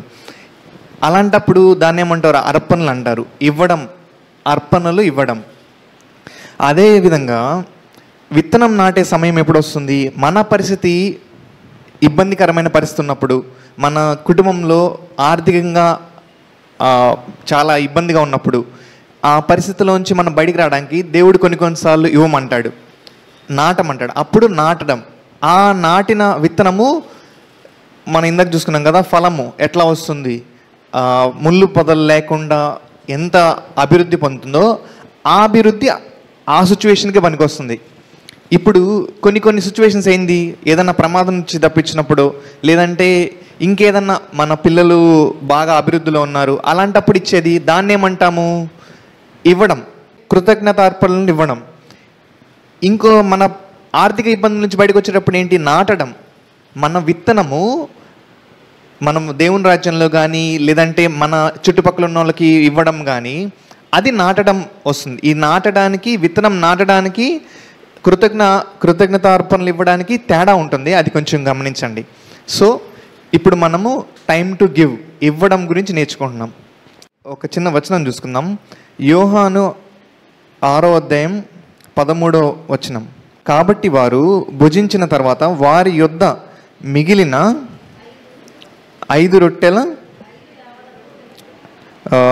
చదువుతారు అందరూ, 5 యావల రొట్టెల ముక్కలు పోగు చేసి, అందరూ కలిసి చెప్పండి, అందరూ కలిసి చెప్పండి. ఎన్ని గంపలు? 12 గంపలు నింపిరి. చాలు. సో 12 గంపలు నింపారు. ఇది ఒక అద్భుతం కదా. ఎంతమంది నమ్ముతారు ఇది అద్భుతం అని? ఇది ఒక అద్భుతము, దేవుని చేసిన అద్భుతం. సో ఈ అద్భుతం ఎలా జరిగింది? దేవుని వల్లే జరిగింది. దాంట్లో మనిషి పాలు భాగస్థుడు అయ్యారా లేదా? ఎవరు? మనం చూసుకుందాం. అట్లనే 1వ వచనం చూస్తున్నాం. 6వ అధ్యాయంలో 1వ వచనం చూసుకుందాం. అటు తర్వాత యేసు తిబెరియా సముద్రము అనగా గలిలయ సముద్రము దాటి అద్దరికి వెళ్ళెను. రోగుల ఎడల ఆయన చేసిన సూచక్రియలు చూచి బహుజనులు ఆయనను వెంబడించిరి. యేసు కొండ ఎక్కి అక్కడ తన శిష్యులతో కూడా కూర్చుండు. అప్పుడు పస్కాను యూదుల పండగ సమీపించెను. కాబట్టి యేసు కన్నులెట్టి బహుజనులు తన ఎద్దుకు వచ్చుట చూచి, వీరు భుజించుటకు ఒక్క నిమిషం ఇక్కడ ఆగుదాము. ఇప్పుడు ఏం జరుగుతుంది? యేసయ్య ఒక చోటకు వచ్చున్నాడు. ఆయన్ని వెంబడించారు చాలామంది. ఎవరు? ఆయన సూచక క్రియలు చూసి వెంబడించారు. సో చాలామంది ఏం చెప్తారు, ఈ మన జీవితంలో ఒక క్రియ జరగాలంటే ఆయనతో ఆసక్తిగా వచ్చిన జనం వాళ్ళ ఖచ్చితంగా యేసు దగ్గర నుంచి పొందుకుంటారు. అంటే యేసయ్య ఒక కార్యం నా జీవితంలో చేస్తాడు అన్న ఆసక్తితో ఆయన్ని వెంబడించారు. మన జీవితంలో కూడా ఒక అద్భుతం జరగాలంటే ఖచ్చితంగా మనము ఒక ఆసక్తితో మనం ఆయన వెంబడించినప్పుడు ఖచ్చితంగా ఆ అద్భుతం మనం చూస్తాం. సో యేసయ్య తను ఫాలో అయిన వాళ్ళందరినీ చూసినప్పుడు అడిగారు, వీళ్ళందరికీ ఫుడ్ ఎక్కడి నుంచి తెద్దామని తన శిష్యులతో అడుగుతారు. అప్పుడు ఏం చెప్తున్నారు? ఆయన తన శిష్యుల్ని అడిగినప్పుడు వీళ్ళందరికీ ఒక్క బయట తినటానికి, ఒక చాక్లెట్లో ఒక బయట అంటారు కదా, ఇప్పుడు మనం తిన్నాం కదా యేసయ్య రొట్టె, అంత తినటానికి కూడా 6 నెలలు జీతం కూడా సరిపోదు. సో యేసయ్య ఏమడిగాడు? వీళ్ళకి ఎక్కడి నుంచి తెద్దామన్నారు. తన శిష్యుడు ఏమంటున్నాడు? క్యాలిక్యులేషన్ చేసుకుంటున్నాడు. అంటే వీళ్ళకి ఇంత జీతం కావాలి. యేసయ్య జీతం గురించి అడగలేదు, ఎక్కడి నుంచి ఇద్దాం అని అడిగారు. సో దేవుడు ఒక విషయం అడిగినప్పుడు, ఈ అద్భుతం ఎలా చేద్దాం అన్నప్పుడు దేవునికి తెలుసు ఎలా చేయాలనేది. కానీ మనల్ని పరీక్షిస్తాడు. మన విశ్వాసంతో దాన్ని ఎదుర్కొంటామా? మన మనసు అంటే మన మైండ్ చెప్తా ఉంటుంది. సపోజ్ ఈరోజు భోజనాల కంటే ఒక 10,000 కావాలి, వీళ్ళందరూ తినాలంటే నాన్ వెజ్ ఒక 3 కేజీలు కావాలి, ఇలా మనం ఆలోచిస్తాం. దేవుడు ఏమంటాడు? వీళ్ళందరికీ భోజనం ఎట్లా పెడదామంటాడు. మనం ఏం చేస్తాము? నా దగ్గర డబ్బులు 10 రూపాయలే ఉన్నాయి, సరిపోవట్లేదు. దేవుడు ఎప్పుడు క్యాలిక్యులేషన్ చేసుకోమని చెప్పడు. అనాలిసిస్ బ్రింగ్స్ పెరాలసిస్ అని ఒక చిన్న వచనం ఉంటుంది. అంటే మనం ఎంత ఆలోచిస్తామో అంత మనం క్షీణమైపోతూ ఉంటాం. మనలో ఏమి పుట్టాలని ఎదురు చూస్తాడు దేవుడు? విశ్వాసాన్ని పుట్టించాలని చూస్తూ ఉంటాడు. సో ఆయన ఒక సమస్యని ఎదుర్కొనేటప్పుడు విశ్వాసం మనలో పెంపొందించాలని చూస్తాడు. తర్వాత ముందుకెళ్తూ ఉంటే ఆ సిచ్యువేషన్లో ఇంకొక శిష్యుడు వచ్చి, ఒక అబ్బాయి ఉన్నాడు, ఆ అబ్బాయి దగ్గర 2 రొట్టెలు 5 చేపలే ఉన్నాయి, అవి మాత్రమే ఉన్నాయి అన్నాడు. ఇక్కడ నా పాయింట్ ఏంటంటే, ఆ చిన్న పిల్లోడి దగ్గరికి వచ్చినప్పుడు అతను యేసయ్యకి ఇచ్చాడు. హల్లెలూయా. యేసయ్యకి ఆ చిన్నపిల్లోడు ఆ రోజుగాన ఆ 2 రొట్టెలు 5 చేపలు కానీ ఇవ్వకపోయింటే ఆ అద్భుతం చూసిండేవారు కాదు, ఆయన ద్వారా చూసిండేవారు కాదు. యేసయ్య వాడుకోవాలంటే ఏదో ఒక మనిషిని ప్రేరేపిస్తాడు. కానీ నీకు ఈరోజు ఆ అవకాశం వచ్చినప్పుడు నీ దగ్గర ఉన్న ఆ చిన్న ఏదైతే మన దగ్గర ఉంటుందో అది ఇవ్వడానికి మనం ముందుకు వస్తే అద్భుతం అనేది ఖచ్చితంగా చూస్తాం. ఆ 2 రొట్టెలు 5 చేపలు ఆయన ఏసైకి ఇచ్చేటప్పుడు ఏసై మళ్ళీ నాకు ఇస్తాడు అనుకున్నాడా? లేదంటే వీళ్ళందరికీ నా 2 రొట్టెలు 5 చేపలు సరిపోతాయి అనుకున్నాడా? అవన్నీ మైండ్లోకి తెచ్చుకోలేదు. జస్ట్ ఏసై శిష్యుడు ఆయన దగ్గరికి వచ్చాడు. వచ్చినప్పుడు ఏసయ్య అడిగాడంటే వెంటనే అవి అతను తినడానికి తెచ్చుకున్న రొట్టెలు, అవి అతను తినడానికి తెచ్చుకున్న రొట్టెలు చేపలు ఎవరికి ఇచ్చాడు? ఏసైకి ఇచ్చేశాడు. నెక్స్ట్ ఏముంటుందో అని ఆలోచించలేదు. ఏసై ఇది నా దగ్గర నుంచి కోరుకున్నాడంటే వెంటనే ఏసైకి ఇచ్చేస్తే నాకు అది ఏమంటారు, తృప్తి. ఆయనకి ఏసై మాట విన్నాడు, ఇచ్చేశాడు. అందరికీ సమృద్ధిగా అది మల్టిప్లై అయింది. దేవుని దగ్గరికి వచ్చేటప్పుడు మన విత్తనం నాటేటప్పుడు కానీ ఇచ్చేటప్పుడు కానీ మనము ట్రస్ట్ అండ్ సాక్రిఫైస్ అనేది చాలా ఇంపార్టెంట్. ట్రస్ట్, పక్కన వాళ్ళు చెప్పండి, ట్రస్ట్ అండ్ సాక్రిఫైస్. నమ్మాలి, త్యాగపూర్వకంగా ఇవ్వాలి.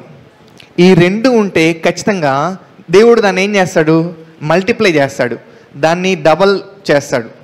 ఓకే, మన దగ్గర ఉన్న సిచ్యువేషన్లో మనము అధిగమించాలంటే మనము ట్రస్ట్ చేసి ఆ చిన్న పిల్లోడు ఇచ్చినట్టు అట్లాగే మనము నమ్మి ఆయన నా పరిస్థితి నుంచి నన్ను బయట తీసుకొస్తాడు, నేను ఇచ్చేది ఆయన కోసం కాదు కానీ నా కోసం అని మనం గమనించినప్పుడు ఖచ్చితంగా మనం మన జీవితంలో అద్భుతం అనేది చూస్తాం. అక్కడ గొప్పతనం శిష్యుడిదా? చెప్పండి, ఆ శిష్యుడిదా గొప్పతనము? లేదంటే ఆ 2 చేపలు ఇచ్చిన అతను గొప్పతనమా? మల్టిప్లై చేసింది ఎవరు? అభివృద్ధి చేసింది ఎవరు? దేవుడు. మనం ఎప్పుడైతే మనది తీసుకొచ్చి ఇస్తామో అప్పుడు దాకా అద్భుతం అనేది జరగదు. ఇచ్చిన తర్వాతే దేవుడు మల్టిప్లై చేస్తాడు. కానీ దేవుడు మంది కోరుకోడు, ఎప్పుడు మళ్ళీ రిటర్న్ బ్యాక్ ఇచ్చేస్తాడు. దేవుడు ఎప్పుడు మనం ఇచ్చింది ఆయన దగ్గర ఉంచుకోడు. హల్లెలూయా. ఎంతమందికి అర్థమైంది ఈరోజు? మన పరిస్థితి అధిగమించాలంటే మనం ఏం చేయాలండి? మన పరిస్థితి అధిగమించాలంటే మనం ఏం చేయాలి? ఏం చేయాలి చెప్పండి? మన పరిస్థితి, మన ఆర్థికంగా కానీ సతమతమవుతున్న పరిస్థితుల్లోంచి మన అధిగమించి బయటికి రావాలంటే ఏం చేయాలి? ఇవ్వాలి. ఆ చిన్నపిల్లోడు ఏసైకి ఎలాగైతే ఇచ్చాడో మనం అలా ఇచ్చినప్పుడు దేవుడు ఊరుకున్నాడు. ఖచ్చితంగా అది మనకి 12 గంపలు ఎత్తినంత విస్తారంగా మన జీవితంలో పంట అనేది మనం చూస్తాం. ఎంతమంది నమ్ముతారండి? హల్లెలూయా. ఈరోజు మనం విత్తనం నాటేటప్పుడు కానీ ఇచ్చేటప్పుడు కానీ ఎలా రావాలి? మనం లాస్ట్ టైం చూసుకున్నాం కదా. అందరు నాతో పాటు కలిసి ఈ మాట చెప్తారా? 2 మాటలు కలిసి నాతో చెప్తారా? మనము ఇచ్చేటప్పుడు నిశ్చయించుకొని వద్దాం, సంతోషించుకొని వద్దాం, 100 ఫలము దేవుడు మనకిస్తాడు నమ్మకంతో వద్దాం, ఆత్మ ప్రేరేపించిన కొలది మనం ఇద్దాం. హల్లెలూయా.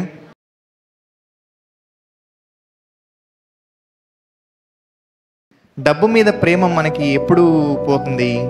ఆ డబ్బుని దేవుడు ప్రేరేపించినప్పుడు, ఇచ్చినప్పుడు మనకి దాని మీద ప్రేమ తగ్గుతాం. మనము యాటిట్యూడ్ గురించి మనము నేర్చుకుంటా ఉన్నాం. హార్ట్ యాటిట్యూడ్, హృదయ వైఖరి, గివింగ్ గురించి దేవుడు ఉద్దేశం ఏంటనే దాని గురించి మనం నేర్చుకుంటున్నాం.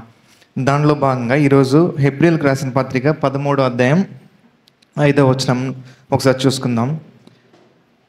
ధనాపేక్ష లేని వారై మీకు కలిగిన వాటితో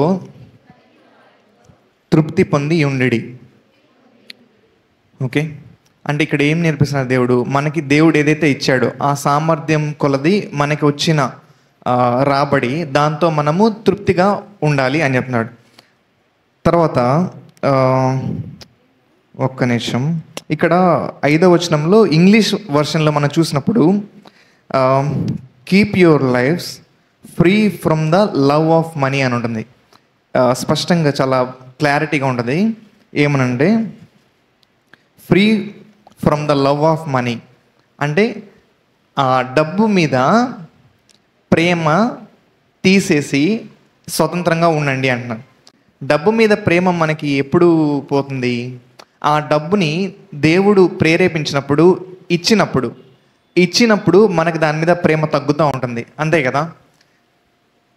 ప్రేమ అంటే దాన్ని దాచిపెట్టుకుంటూ ఉంటారు. ఓకే, దాన్ని ఇంకా ఎక్కువ చేయాలి, ఇంకా ఎక్కువ చేస్తాం. ఎక్కువ చేసేది తగ్గిస్తున్నప్పుడు అప్పుడు దాని మీద నుంచి మనకి ఆ ప్రేమ పోతుంది. ఓకే, ప్రేమ డబ్బు దాచిపెట్టుకున్నప్పుడు ఎక్కువ అవుతుంది, ఇచ్చినప్పుడు తక్కువ అవుతుంది. దాని నుంచి స్వతంత్రం అవ్వాలి అని దేవుడు చెప్తున్నాడు. అలాగే తర్వాత ఏమంటున్నాడు? అండ్ అందరూ నాతో చెప్పండి, ఎన్ అనండి. ఎన్, be content with what you have. అంటే మీ దగ్గర ఉన్న దాంతో తృప్తిగా ఉండండి. అలాగే దాని నుంచి బయటికి రండి. ఆ ప్రేమ అనేది తగ్గించుకొని ఇచ్చుట ద్వారా ఆ ప్రేమ, డబ్బు మీద ప్రేమ తగ్గుతూ ఉంటుంది. హల్లెలూయా. అలాగే మనం కిందకు వస్తే 15-16 వచనం చూసుకుందాం. 15-16. కాబట్టి నాతో కలిసి అందరూ చెప్తారా? కాబట్టి ఆయన ద్వారా మనము దేవునికి ఎల్లప్పుడూ స్తుతియాగం చేయుదుము. ఈరోజు మనం నేర్చుకున్నాం కదా, స్తుతించడం ఎంత ఇంపార్టెంట్, ప్రైజ్ చేయడం ఎంత ఇంపార్టెంట్. కేవలం స్తుతి మాత్రమే కాదు, దాని తర్వాత ఏం చేయాలో కూడా దేవుడు ఈ వచనంలో మనకు చూపిస్తున్నాడు. ఇప్పుడు ఇంగ్లీష్లో నేను చదువుతాను, ఒకసారి చూడండి. The fruit of the lips that openly profess his name. ఆయన మాటలు మనం స్తుతించినప్పుడు స్తుతిస్తాం కదా, దాంతో పాటుకి ఇప్పుడు ఏం చేయాలో మనం చూద్దాం. అందరూ నాతో చెప్పండి, అండ్. స్తుతించడం కాదు, దాంతో పాటుగా అని దాని అర్థం. అండ్ అంటే do not forget to do good and to share with others అని ఉంది. అంటే ఇక్కడ తెలుగులో ఏమని చూద్దాం. 16 వచనం కనిపిస్తుంది కదా అందరికీ. ఉపకారమును ధర్మమును చేయు మరచిపోకుడి, అట్టి యాగములు దేవునికి ఇష్టమైనవి. ఇప్పుడు మీకు అర్థమవుతుంది కదండి, మనము స్తుతి ఒక యాగంగా అర్పిస్తున్నాము. దాంతో పాటుగా ఏం మర్చిపోవద్దు అంటున్నాడంటే, ఉపకారమును ధర్మమును చేయుట మర్చిపోకుడి, అట్టి యాగములు దేవునికి ఇష్టమైనయా. సో ఈరోజు మనము స్తుతించడం గురించి ప్రాముఖ్యత నేర్చుకున్నాం. ప్రార్థనలో మనం వెళ్ళే ముందు ఏం చేయాలో నేర్చుకున్నాం. వాటితో పాటుగా మనము దేవునికి అర్పించడం కానీ, లేదంటే మన పరిస్థితిలో ఎవరన్నా లేమిలో ఉన్నప్పుడు వాళ్ళకి దేవుడు ప్రేరేపించినప్పుడు వాళ్ళకి ఇవ్వడం కానీ, ఏదైనా కానీ ఉపకారం, ఒక మంచి కార్యం చేయడంలో కానీ, ధర్మ కార్యం చేయడంలో కానీ మనం ముందున్నప్పుడు దేవుడికి అది ఇష్టమైన అర్పణగా దేవుని సన్నిధికి చేరుతుంది. Hallelujah. And do not forget to do good అనేది మనం మర్చిపోకుండా ఉండి ఆయన రాజ్యంలో మనం నాటుదాం. ఎలా నాటుదాం? అంతకుముందు నేర్చుకున్నాం కదా. పక్కన వాళ్ళు చెప్తారా? నేను చెప్తా ఉంటాను, ఒక్కొక్కటి చెప్తా ఉండండి. ఓకే, ఆయన మందిరంలో మనం విత్తనం ఎలా నాటుదాం అనేది ఇప్పుడు నేను చెప్పేది మీరు చెప్పండి. ఆయన మందిరంలో నిశ్చయించుకొని నాటుదాం, సంతోషంగా నాటుదాం, ఆత్మ ప్రేరేపించిన కొలది ఆయన మందిరంలో నాటుదాం. హల్లెలూయా.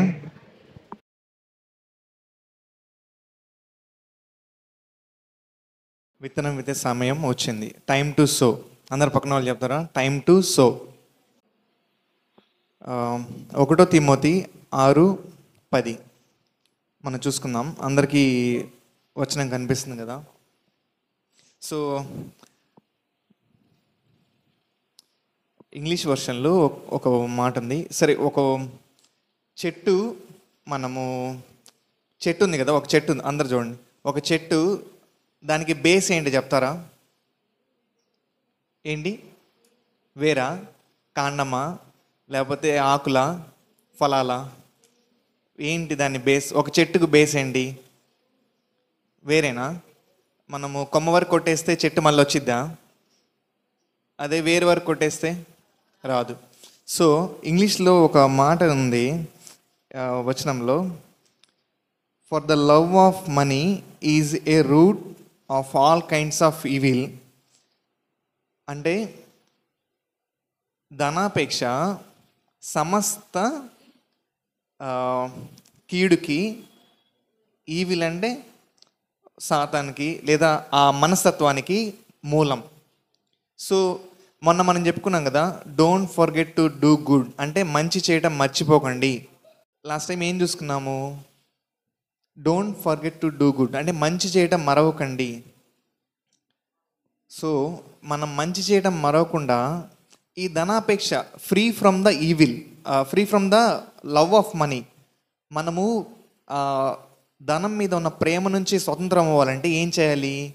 ఇవ్వాలి. అంతే కదా.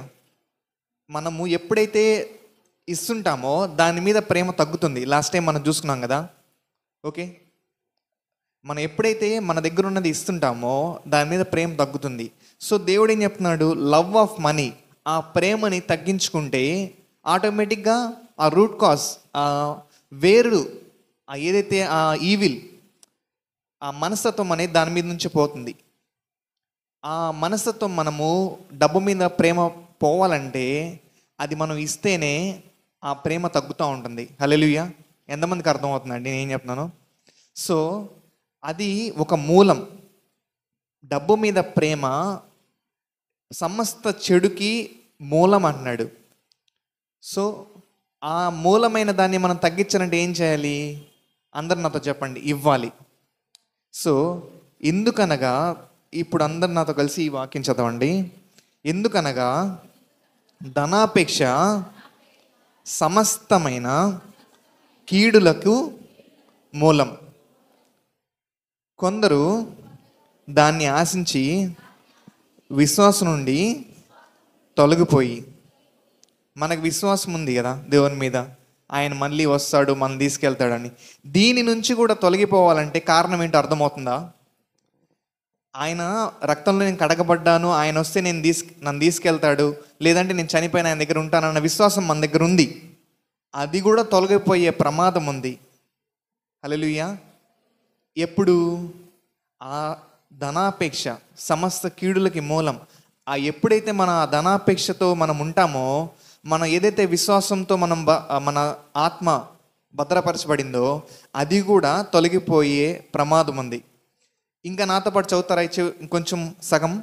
నానా బాధలతో తమ్మును తామే పొడుచుకోండి. అర్థమవుతుందండి ఏం చెప్తున్నారు వాక్యం? పౌలు గారు సంఘాలతో చెప్తున్న మాటలు చాలా స్పష్టంగా మనము గమనించగలిగితే దాంట్లో ఉన్న మర్మం మనకు అర్థమవుతూ ఉంటుంది. ధనాపేక్ష సమస్త కీడులకి మూలం. కొందరు దాన్ని ఆశించి విశ్వాసం నుంచి కూడా తొలగిపోయేది. సో మనం ఈరోజు మన విశ్వాసాన్ని భద్రపరచుకోవాలన్నా, నానా బాధల నుంచి మనము బాధపరచుకోకుండా ఉండాలన్నా ఏంటండి మూలం? మనం ఇవ్వడమే దానికి ఏమంటారు, విరుగుడు. మనం ఇస్తేనే మనం వీటన్నిటి నుంచి భద్రపరచబడతాం. ఈరోజు మనం విత్తనం విత్తే సమయం వచ్చింది కాబట్టి మనం ఎలా విత్తుదాం? అందరు కలిసినంత చెప్తారా? అందరు కలిసినంత రెండు మాటలు. ఓకే, మనం విత్తనం నాటేటప్పుడు, అందరు నాతో చెప్పండి, మనం విత్తనం నాటేటప్పుడు నిశ్చయించుకొని ఇద్దాం, సంతోషంగా ఇద్దాం, నూరంతల ఫలం దేవుడు ఇస్తాడన్న నమ్మకంతో నాటుదాం. ఆత్మ ప్రేరేపించిన కొలది మనం విత్తనం నాటుదాం. హల్లెలూయా. దేవుడి వాక్యం దీవించును గాక.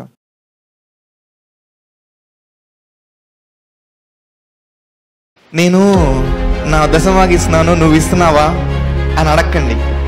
ఎందుకంటే వాళ్ళు అఫెండ్ అయ్యే ప్రమాదం ఉంది. సో దేవుడు ఎప్పుడు వాక్యం నుంచి దూరంగా వెళ్ళిపోవడానికి ఇష్టపడ్డు అంటే అలా మనము డబ్బు గురించి చెప్పి వాక్యానికి దూరం చేయాలని ఎప్పుడు ఇష్టపడ్డు. ఈ మందిరంలో ప్రతి ఒక్క నాయకుడికి కానీ, పాస్టర్కి కానీ, ఈవెన్ మాకు కానీ ఇవ్వకపోతే రాకూడదు, లేదా ఇవ్వాలి ఖచ్చితంగా మీరు చేయాల్సింది అని ఇంపోజ్ చేసేది లేదు. కానీ ఎప్పుడైనా ఏదైనా కానీ మనము రహస్యం అన్న చూస్తున్నాం, మన తండ్రి చూస్తున్నాడు, నేను ఏం చేసినా కానీ ఆయన ప్రతిఫలము అందరి ముందు ఇస్తాడు. నేను ఇచ్చేది రహస్యంగా ఇస్తానన్న ఉద్దేశంతో మనము చేసినప్పుడు ఖచ్చితంగా మనం ఫలం అనేది చూస్తాం. హల్లెలూయా. ఎంతమందికి తెలుసు ఇక్కడ ఒక ఆత్మ ఎన్ని కోట్లైనా ఈ భూమి ఉందన్న సంపద అంతా కూడా ఒక పక్కన వేసిన, ఒక ఆత్మ ఒక పక్కన వేసిన, ఆ సంపద ఒక ఆత్మతో సరిదూగదన్నాడు వాక్యంలో. హల్లెలూయా. సో అలాంటి ఆత్మ రక్షింపబడినప్పుడు, నువ్వు ఇచ్చిన ఈ విత్తనం వల్ల ప్రకటింపబడిన ఆ వాక్యం వల్ల ఒక ఆత్మ రక్షింపబడ్డప్పుడు ఆ క్రెడిట్ నీకొస్తే నీకెంత ప్రతిఫలం వస్తుంది? ఆ సంపద అంతా కూడా తక్కువే. మన ఈ పిడికిలి ఇలా ఉన్నప్పుడు మనం ఏం పట్టుకోలేము. సో మనము దేవునికి ఎప్పుడైతే మనం ఇలా ఇస్తామో దేవుడిచ్చేది మనము చేతిలో ఇలా పట్టుకోగలం. ఆది కాండంలో ఉన్న దేవుడు, కొత్త నిబంధనలో ఉన్న దేవుడు, ప్రకటనలో ఉన్న దేవుడు, ఇప్పుడు ఉన్న దేవుడు ఒకలేనా మారారా? ఒక్కలే. అయితే ఆ రోజు ఏదైతే నిబంధన చేశాడో అబ్రహాంకి, ఈ రోజు మనకి అదే వర్తిస్తుంది. వాక్యంలో కొత్త నిబంధనలో మొత్తం మారిపోలేదు. ఆ రోజు ఉన్న దేవుడు ఈ రోజు ఉన్నాడని మనం నమ్మి ఆ రోజు ఆ నియమం ఎలాగైతే పనిచేస్తుందో ఈ రోజు కూడా అదే నియమం పనిచేస్తుంది. ఆ రోజు ఏదైతే నియమము భూమి ఆకర్షణ శక్తి ఉందో ఈ రోజు కూడా అలానే ఉంది. ఖచ్చితంగా ఆ రోజు దేవుడు బ్లెస్ చేసినప్పుడు ఈ రోజు కూడా నన్ను దేవుడు దీవిస్తాడని నమ్మి మనము నాటినప్పుడు ఖచ్చితంగా దాని ఫలం చూస్తాం. హల్లెలూయా.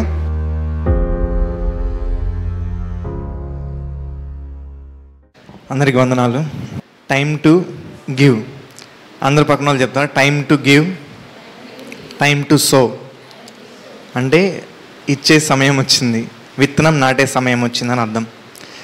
వీటన్నిటికంటే ముఖ్యంగా మనము కొన్ని వారాలుగా ప్రతి వారం మనం చెప్పుకుంటున్నాం కదా, దేవుని మందిరంలో మనం నాటడం ఎంత ఇంపార్టెంట్, మన జీవితంలో ఇరుగు పొరుగు వాళ్ళకి దేవుడు ప్రేరేపించినప్పుడు సాయం చేయడం ఎంత ఇంపార్టెంట్, అలాగే దేవుడు మంచి మేలు చేసినప్పుడు మన జీవితంలో ఆయనకి కృతజ్ఞతాపూర్వకంగా అర్పించడం ఎంత ఇంపార్టెంట్ అవన్నీ నేర్చుకుంటున్నాం కదా.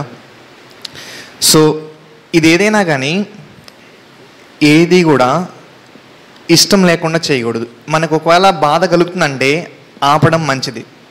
ఓకే, దేవుడు వాక్యంలో ఎప్పుడు ఎలా ఇవ్వాలి అని ఉందంటే సంతోషంగా ఇవ్వాలని ఉంది.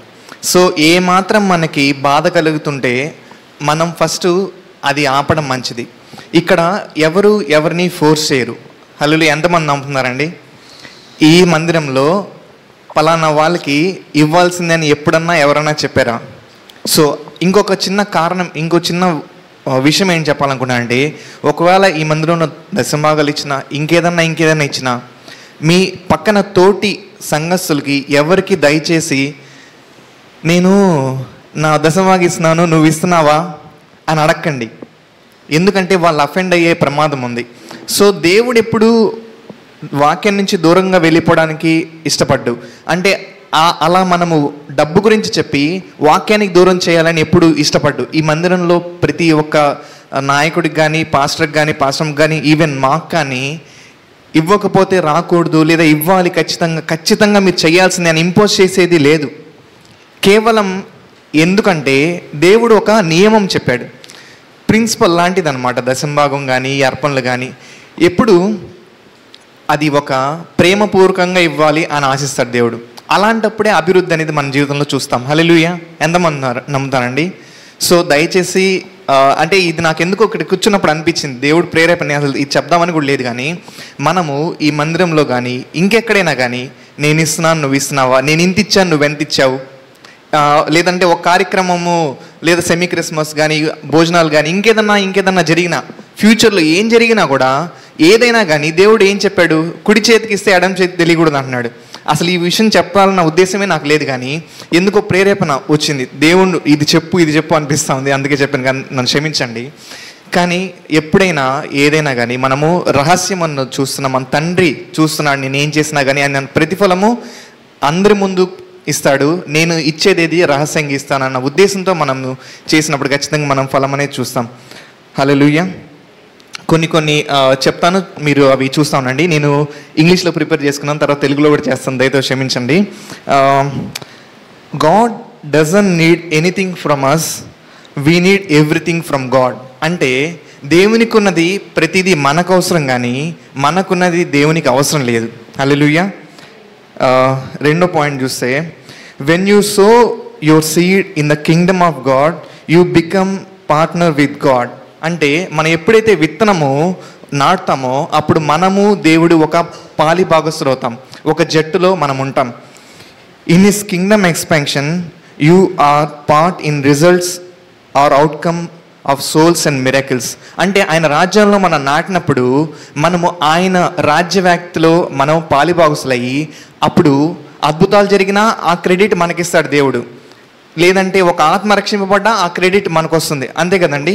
ఇప్పుడు దేవుని రాజ్యంలో మనం ఏం నాటినా కానీ ఒక ఆత్మ రక్షింపబడుతుంది. ఎంతమంది నమ్ముతున్నారు? మన పితరులు అంతకుముందు ఉన్న వాళ్ళందరూ దేవుని నమ్ముకొని పోయిండొచ్చు, కానీ ఏదో ఒక దైవజనుడు, ఏదో ఒక ప్రీచరో, ఏదో ఒక నాయకుడో మనకి చెప్పినప్పుడు ఈ వాక్యం అనే సత్యం మనకు తెలిసింది. హల్లెలూయా. ఈ వాక్యం మనకు తెలియాలంటే అంతకుముందు ఎవరో ఒకళ్ళు దాన్ని ప్రకటించబడాలి. అవును కదండి. ప్రకటించబడాలంటే డబ్బు కావాలి కదా. సో అప్పుడు అలా మనము ఆ దాంట్లో మనం నాటినప్పుడు ఆ ప్రకటించబడిన ఆ వాక్యంలో మనము జతపని వారం అవుతాం. అప్పుడు సోల్స్ అంటే ఆత్మలు రక్షింపబడ్డప్పుడు దాంట్లో మనకి దేవుడు పాలిభాగస్తులు చేస్తాడు. ఎంతమందికి తెలుసు ఇక్కడ ఒక ఆత్మ ఎన్ని కోట్లైనా ఈ భూమి ఉన్న సంపద అంతా కూడా ఒక పక్కన వేసిన, ఒక ఆత్మ ఒక పక్కన వేసిన, ఆ సంపద ఒక ఆత్మతో సరిదోగదు అన్నాడు వాక్యంలో. హల్లెలూయా. ఎంతమంది నమ్ముతారండి? నమ్ముతున్నావు? చేయి పైకెత్తారా? సో అలాంటి ఆత్మ రక్షింపబడినప్పుడు, నువ్వు ఇచ్చిన ఈ విత్తనం వల్ల ప్రకటింపబడిన ఆ వాక్యం వల్ల ఒక ఆత్మ రక్షింపబడ్డప్పుడు ఆ క్రెడిట్ నీకొస్తే నీకెంత ప్రతిఫలం వస్తుంది? ఆ సంపద అంతా కూడా తక్కువే. కాబట్టి మనం ఇచ్చే ఈ ప్రతి ఒక్క రూపాయి కూడా మనకి ఒక ఆత్మని ప్రతిఫలంగా మనం పొందుకోవచ్చు. హల్లెలూయా. తర్వాత your promise to God will be tested. అంటే మనం ఏదైతే మనము అయ్యా నాకున్నదంతా నీకే, లేదా నా జీవితం అంతా నీకోసం పోతాను, నాకున్నదంతా నీకే అని మనం ప్రామిసెస్ చేస్తూ ఉంటాం. అవునా కదా?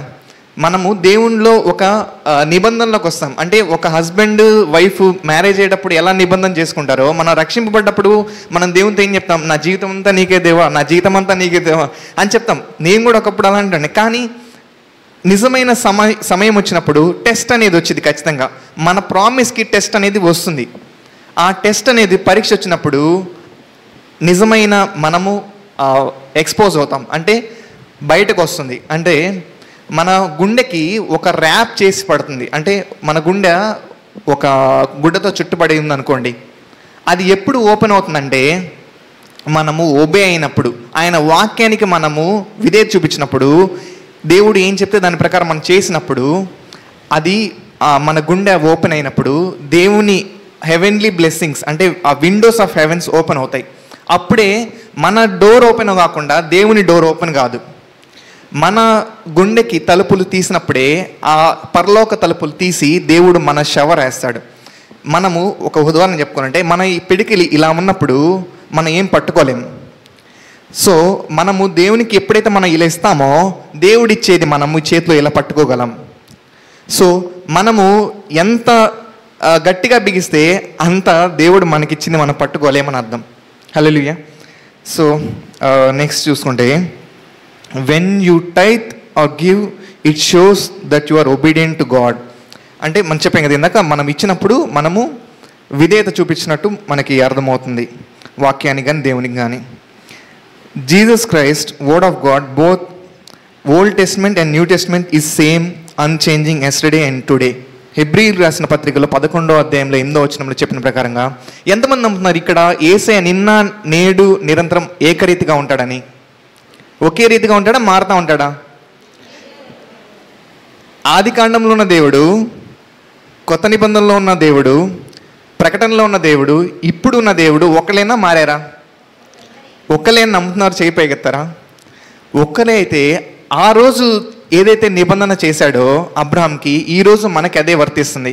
ఆ రోజు దేవుడు ఇస్తే నువ్వు ఆకాశ వాకిలు విప్పి పటజాలుగా విస్తారం చేస్తానని దశంభాగం ఇస్తే ఎలాగైతే ఆ మాట అన్నాడో, ఇప్పుడు ఇది కొట్టివేయలేదు.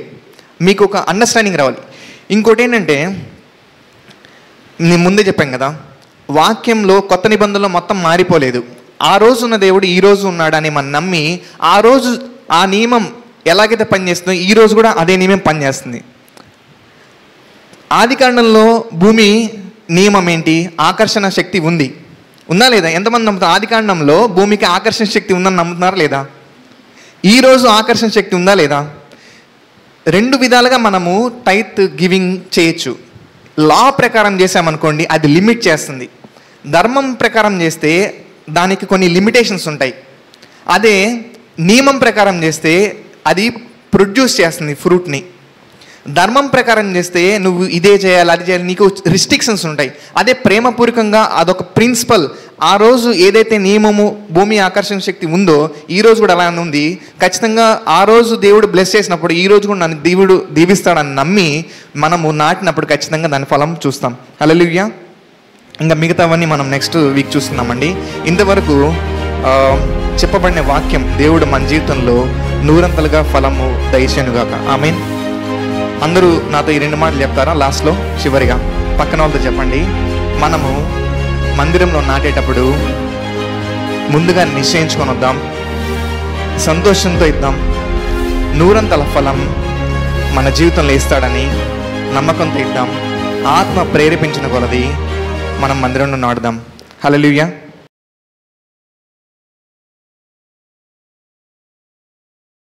ఆ సాతాను ఆలోచన చేస్తాడు, ఇచ్చేటప్పుడు డబ్బులన్నీ అయిపోతున్నాయి, దేవునికి ఇవ్వాలంటే నీ జీతం తగ్గిపోతుంది.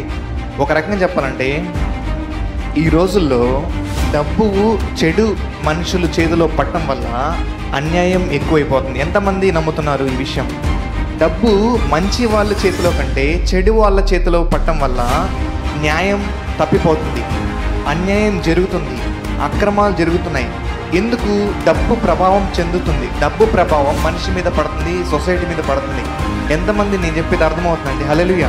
అదే ఆ డబ్బు మంచి వాళ్ళ చేతిలో, ఒక బిలీవర్ చేతిలో, మంచి జరిగించే వాళ్ళ చేతిలో పడితే ఎంత మంచిది. అందుకనే దేవుడు ఆ సత్యాన్ని ప్రకటిద్దామని వాక్యం మన మన చెవులకు వినపడేలా చేస్తున్నాడు. మందిరంలో ఇది ప్రకటించబడుతుంది. Hello, praise Lord. అందరికీ వందనాలు. అందరూ సంతోషంగా ఉన్నారా? ఏమైనా దిగులున్నా కానీ మనం సంతోషంగా ఉండాలి. ఎప్పుడు మనం సంతోషంగా ఉండాలని దేవుడు ఎదురు చూస్తున్నాడు. మన సంతోషం చూసి సాతాను భయపడి పారిపోవాలి. హల్లెలూయా. అలాగే అదే సంతోషం మనం ఇచ్చేటప్పుడు కూడా కలిగి ఉండాలి. మనం ఇచ్చేటప్పుడు సంతోషంగా ఇచ్చినప్పుడే మన ఆర్థిక ఇబ్బందులన్నీ తొలగిపోతాయి. ఇచ్చే సమయం వచ్చిందంటే మన అభివృద్ధి పొందే సమయం వచ్చిందని అర్థం. ఇచ్చే సమయము మన జోబులోంచి డబ్బులు వెళ్ళిపోతున్నాయని మనకు అనిపించుండొచ్చు సహజంగా, కానీ అది నిజం కాదు. ఆ సాతాను ఆలోచన చేస్తాడు, ఇచ్చేటప్పుడు డబ్బులన్నీ అయిపోతున్నాయి, దేవునికి ఇవ్వాలంటే నీ జీతం తగ్గిపోతుంది. ఇదంతా నెగిటివ్ థాట్స్ మన మనసులో అపవాది పెడతాడు. దాని నుంచి మనం అధిగమించాలి. హల్లెలూయా. అలాగే మనము చూస్తున్నాం కదా, మొన్న 4 చూస్తున్నాం. ఇక్కడ ప్రతి ఒక్కరికి డబ్బులు అవసరమే. ప్రతి ఒక్కరు ఆర్థికంగా బలపడాలి. ప్రతి ఒక్కళ్ళు చదువుకునేది, ఎదిగేది, మన లైఫ్లో ముందుకెళ్ళాలంటే ఈ రోజుల్లో మనం ఆర్థికంగా బలపడితేనే ఏదన్నా సాధించగలం. ఒక రకంగా చెప్పాలంటే ఈ రోజుల్లో డబ్బు చెడు మనుషులు చేతిలో పట్టడం వల్ల అన్యాయం ఎక్కువైపోతుంది. ఎంతమంది నమ్ముతున్నారు ఈ విషయం? నమ్ముతున్నారు? నేను నమ్ముతున్నాను చెప్పండి ఒకసారి. హల్లెలూయా. డబ్బు మంచి వాళ్ళ చేతిలో కంటే చెడు వాళ్ళ చేతిలో పట్టడం వల్ల న్యాయం తప్పిపోతుంది, అన్యాయం జరుగుతుంది, అక్రమాలు జరుగుతున్నాయి. ఎందుకు? డబ్బు ప్రభావం చెందుతుంది. డబ్బు ప్రభావం మనిషి మీద పడుతుంది, సొసైటీ మీద పడుతుంది. ఎంతమంది నేను చెప్పేది అర్థమవుతుందండి? హల్లెలూయా. Back side. హలో, ఎంతమంది ఇక్కడ నమ్ముతున్నారు డబ్బు చెడు మనుషుల చేతిలో పట్టడం వల్ల ఒక మంచి కార్యం జరగట్లేదు, సొసైటీలో అక్రమాలు జరుగుతున్నాయి? అదే ఆ డబ్బు మంచి వాళ్ళ చేతిలో, ఒక బిలీవర్ చేతిలో, మంచి జరిగించే వాళ్ళ చేతిలో పడితే ఎంత మంచిది. అందుకనే దేవుడు ఆ సత్యాన్ని ప్రకటిద్దామని వాక్యం మన మన చెవులకు వినపడేలా చేస్తున్నాడు. మందిరంలో ఇది ప్రకటించబడుతుంది. హల్లెలూయా. అలాగే 4 ప్రాముఖ్యంగా బంధకాలు మనం చూసుకున్నాం. ఒకటి పాప బంధకాలు, తర్వాత కొంచెం కిందకి పోనిషన్ తెలుగులో ఉంటుంది. ఒకటి పాప బంధకాలు, తర్వాత శారీరకమైన బంధకాలు, దుష్టాత్మల బంధకాలు, ఆర్థికం కూడా ఒక బంధకాలు. శారీరకమైన బంధకాలు అంటే అది అనారోగ్యం కావచ్చు, శరీర క్రియలు కావచ్చు, ఇవన్నీ కూడా ఒక బంధకాలే. అలాంటి బంధకమే ఒక ఆర్థికంగా కూడా లేమిలో ఉండటం ఒక బంధకం. దాని నుంచి బయటికి రమ్మని దేవుడు ఈరోజు కోరుకుంటున్నాడు. మన దగ్గర నుంచి ఇంకొంచెం ముందుకు వెళ్దాం. సో మనకి దేవుడిది అవసరం కానీ దేవుడికి మనది అవసరం లేదు. అది ఏదైనా కానీ రోమిలు రాసిన పత్రికలో 11వ అధ్యాయం 33వ వచనంలో తెలుగులో ఉంటుంది, కింద కొంచెం ముందుకెళ్తే. అలాగే కీర్తనల గ్రంథంలో 24వ అధ్యాయం 1వ వచనంలో, అందరు కలిసి చదువుతారా ఒకసారి? ఓకే, అందరు కలిసి చదువుతారా? ఇక్కడ భూమియు దాని సంపూర్ణత, లోకమును దాని నివాసులను ఎవరు అండి? ఎవరివి? మళ్ళీ అడుగుతున్నా, ఎవరివి? ఇప్పుడు ఆయనకి మనం ఇచ్చేంత దొడలమా? ఇప్పుడు ఒక పీస్ ఆఫ్ ల్యాండ్లో ఎవరన్నా ఉన్నారంటే వాళ్ళు, నేను ఇచ్చిన ల్యాండ్లో వాళ్ళు ఉంటున్నారు, వాళ్ళు నాకు రెంట్ కడుతున్నారంటే, రెంట్ ఇస్తున్నారంటే, ఆ రెంట్ కట్టే వాళ్ళకి నా మీద ఏమన్నా అజమాయిషి ఉంటుందా? దేవుడు ఏం చెప్తున్నాడు? భూమి, లోకమును, అన్ని నివాసులు అన్ని యెహోవాయే. ఇంకా వెళ్దాం, ఇంకా సత్యాలు తెలుసుకుందాం. రోమిలు రాసిన పత్రికలో 11వ అధ్యాయం 33వ వచనంలో ఏముందో చూద్దాం. అందరూ కలిసి అవుతారా? ప్రభు మనసును ఎరిగిన వాడెవడు? ఆయనకు ఆలోచన చెప్పువాడు ఎవడు? ముందుగా ఆయనకిచ్చి, అందరు చెప్పండి, ముందుగా ఆయనకిచ్చి. ఓకే, బ్రాకెట్లో దేవుడు ముందుగా మనకి ఏమి ఇచ్చాడో చూద్దాం. 1 యోహాను 4:19 ఆయనే మొదట మనల్ని ప్రేమించను. అందరు కలిసి చెప్పండి, ఆయనే మొదట మనల్ని ప్రేమించను గనుక మనము ప్రేమించున్నాము.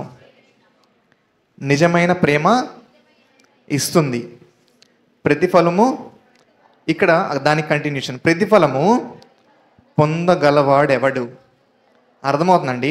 ప్రభువుని ఎరిగిన వాడెవడు? ఈరోజు వాక్యం తర్క వితర్కంతో మనం వాదిస్తూ ఉంటాం. అప్పుడు ఆదికాండంలో ఉన్న ఇవ్వడం దశంభాగం ఇప్పుడు ఎందుకు ఇస్తాము, లేదంటే అప్పుడు ఆ పాత నిబంధనలో ఉంది, కొత్త నిబంధనలు ఎందుకు? తర్క వితర్కంతో మనము మన నాలెడ్జ్తో మనం దేవుణ్ణి మనకిష్టం వచ్చినట్టుగా మార్చుకుంటూ ఉంటాం. ఆయనకి ఆలోచన చెప్తూ ఉంటాం, ఆయనకి ఇలా చేస్తే బాగుండు, దేవుడా నువ్వు ఈరోజు మొత్తం చేస్తావు కదా, నేను ఏమి ఇవ్వాల్సిన అవసరం ఉంది అని మనం ఆలోచన చెప్తూ ఉంటాం. ముందుగా ఆయనకి నేనేదో ఇస్తున్నాను, నా దగ్గర నుంచి డబ్బులు 10 దశంభాగం ఇస్తున్నాను, లేదా దానికంటే ఎక్కువ ఇస్తున్నాను, ఇతరులకి ఇది చేస్తున్నాను అది చేస్తున్నాను నేను ఏదేదో అనుకుంటూ ఉంటాం. ఆయనకి ఇచ్చే వాళ్ళు ఎవరున్నారు? అసలు ఆయనకి ఇచ్చే వాళ్ళు ఎవరున్నారు? ఏమి ఇవ్వగలరు? ఆయనకిచ్చి నేను ప్రతిఫలం పొందడానికి అర్హతని నేను పొందుకోవడం ఏంటి అసలు? అంటే నేను ఉంటుంది ఒక రెంట్ హౌస్లో, ఒక ఓనర్కి నేను ఎట్లయితే రెంట్ ఇస్తున్నానో అసలు ఆయనకి ఇచ్చేదే ఉండి, నేను ఉంటున్నాను కాబట్టి నేను ఇస్తున్నాను, రెంట్ ఇస్తున్నాను. అంతేగాని ఆ స్థలం ఏదో నాది కాదు, నేనేదో ఆయన కంటే గొప్ప కాదు. అలాగే ఈ భూమిలో మనం ఉంటున్నప్పుడు ఆయన మనకిచ్చిన సామర్థ్యం కానీ సంపాదన కానీ ఏది కూడా మన సొంత బలము, మన సొంత ఇది అనుకుంటే ఆయనకిచ్చేది ఆలోచన ఎప్పుడు ఉండకూడదు. ఏదైనా ఆయన నాకు ఇచ్చాడు, నాకంటే ముందు ఆయన ఇచ్చాడు, నాకంటే ముందు ఆయన ప్రేమించాడు, నేను ఏమిచ్చినా కూడా ఆయన ఇచ్చిన దాంతో పోల్చుకుంటే తక్కువే, కాబట్టి నేను కృతజ్ఞతాపూర్వకంగా నేను ఆయనకి ఇస్తాను. హల్లెలూయా. ఖచ్చితంగా దేవుడు ప్రతిఫలం ఇచ్చే దేవుడే. ఖచ్చితంగా మీరు ఏది ఇచ్చినా కూడా దేవుడు ప్రతిఫలం ఇచ్చే దేవుడే. ఫిలిప్పీలు రాసిన పత్రిక 4:19 అందరూ ఈ కింద వచనం చూద్దామా? మన అవసరాలు దేన్ని బట్టి తీరుతున్నాయి అనేది దీన్ని బట్టి చూద్దాం ఒకసారి. కాగా దేవుడు తన ఐశ్వర్యం చొప్పున క్రీస్తునందు మహిమలో మీ ప్రతి అవసరం తీర్చును. హల్లెలూయా. ఆయన ఐశ్వర్యం చొప్పున నా ప్రతి ఒక్క అవసరం తీర్చబడుతుంది అన్న ఉద్దేశంతో ఉన్నప్పుడు ఖచ్చితంగా మనము ఆ ఐశ్వర్యంలో మనం పాలిభాగస్తులు అవుతాం. ఖచ్చితంగా ఆయన బ్లెస్సింగ్ మన జీవితంలో చూస్తాం. ఖచ్చితంగా అభివృద్ధి అనేది మన జీవితంలో చూస్తాం. హల్లెలూయా. ఎంతమందికి అర్థమైందండి ఈరోజు వాక్యం? మనం విన్న వాక్యం 100% 100% అభివృద్ధి పొందునుగాక. హల్లెలూయా. అలాగే ఈ 2 మాటలు చెప్తారా ఒకసారి నాతో పాటు కలిసి? పక్కన వాళ్ళతో చెప్తారా? మనం ఇచ్చే ముందుగా నిశ్చయించుకొని వద్దాం, సంతోషంగా ఇద్దాం, 100 ఫలం దేవుడు ఇస్తాడని నమ్మకంతో నాటుదాం. హల్లెలూయా. ఆత్మ ప్రేరేపించిన కొలది మనం దేవుని మందిరంలో నాటుదాం. హల్లెలూయా.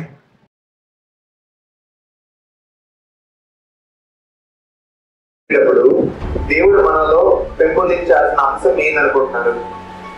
మన హృదయ వైఖరి. మన హృదయ వైఖరి దాన్ని సరిచేయడానికి దేవుడు చూస్తూ ఉంటాడు.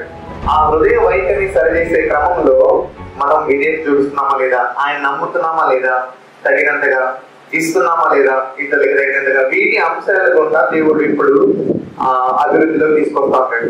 ఈ అంశాలు సరిగా లేకపోతే, ఈ అంశాలకి కుంటుపడితే, లేదా ఈ అంశాలకి ఎక్కడన్నా డ్యామేజ్ వచ్చి చిల్లు పడితే, మన జీవితానికి ఒక బ్యాగ్ తో పోల్చుకుంటే ఆ బ్యాగ్ కి చిల్లు అంటే ఎక్కడన్నా ఇవ్వకపోవడం ఒక చిల్లు, దేవుడు నాటకపోవడం ఒక చిల్లు,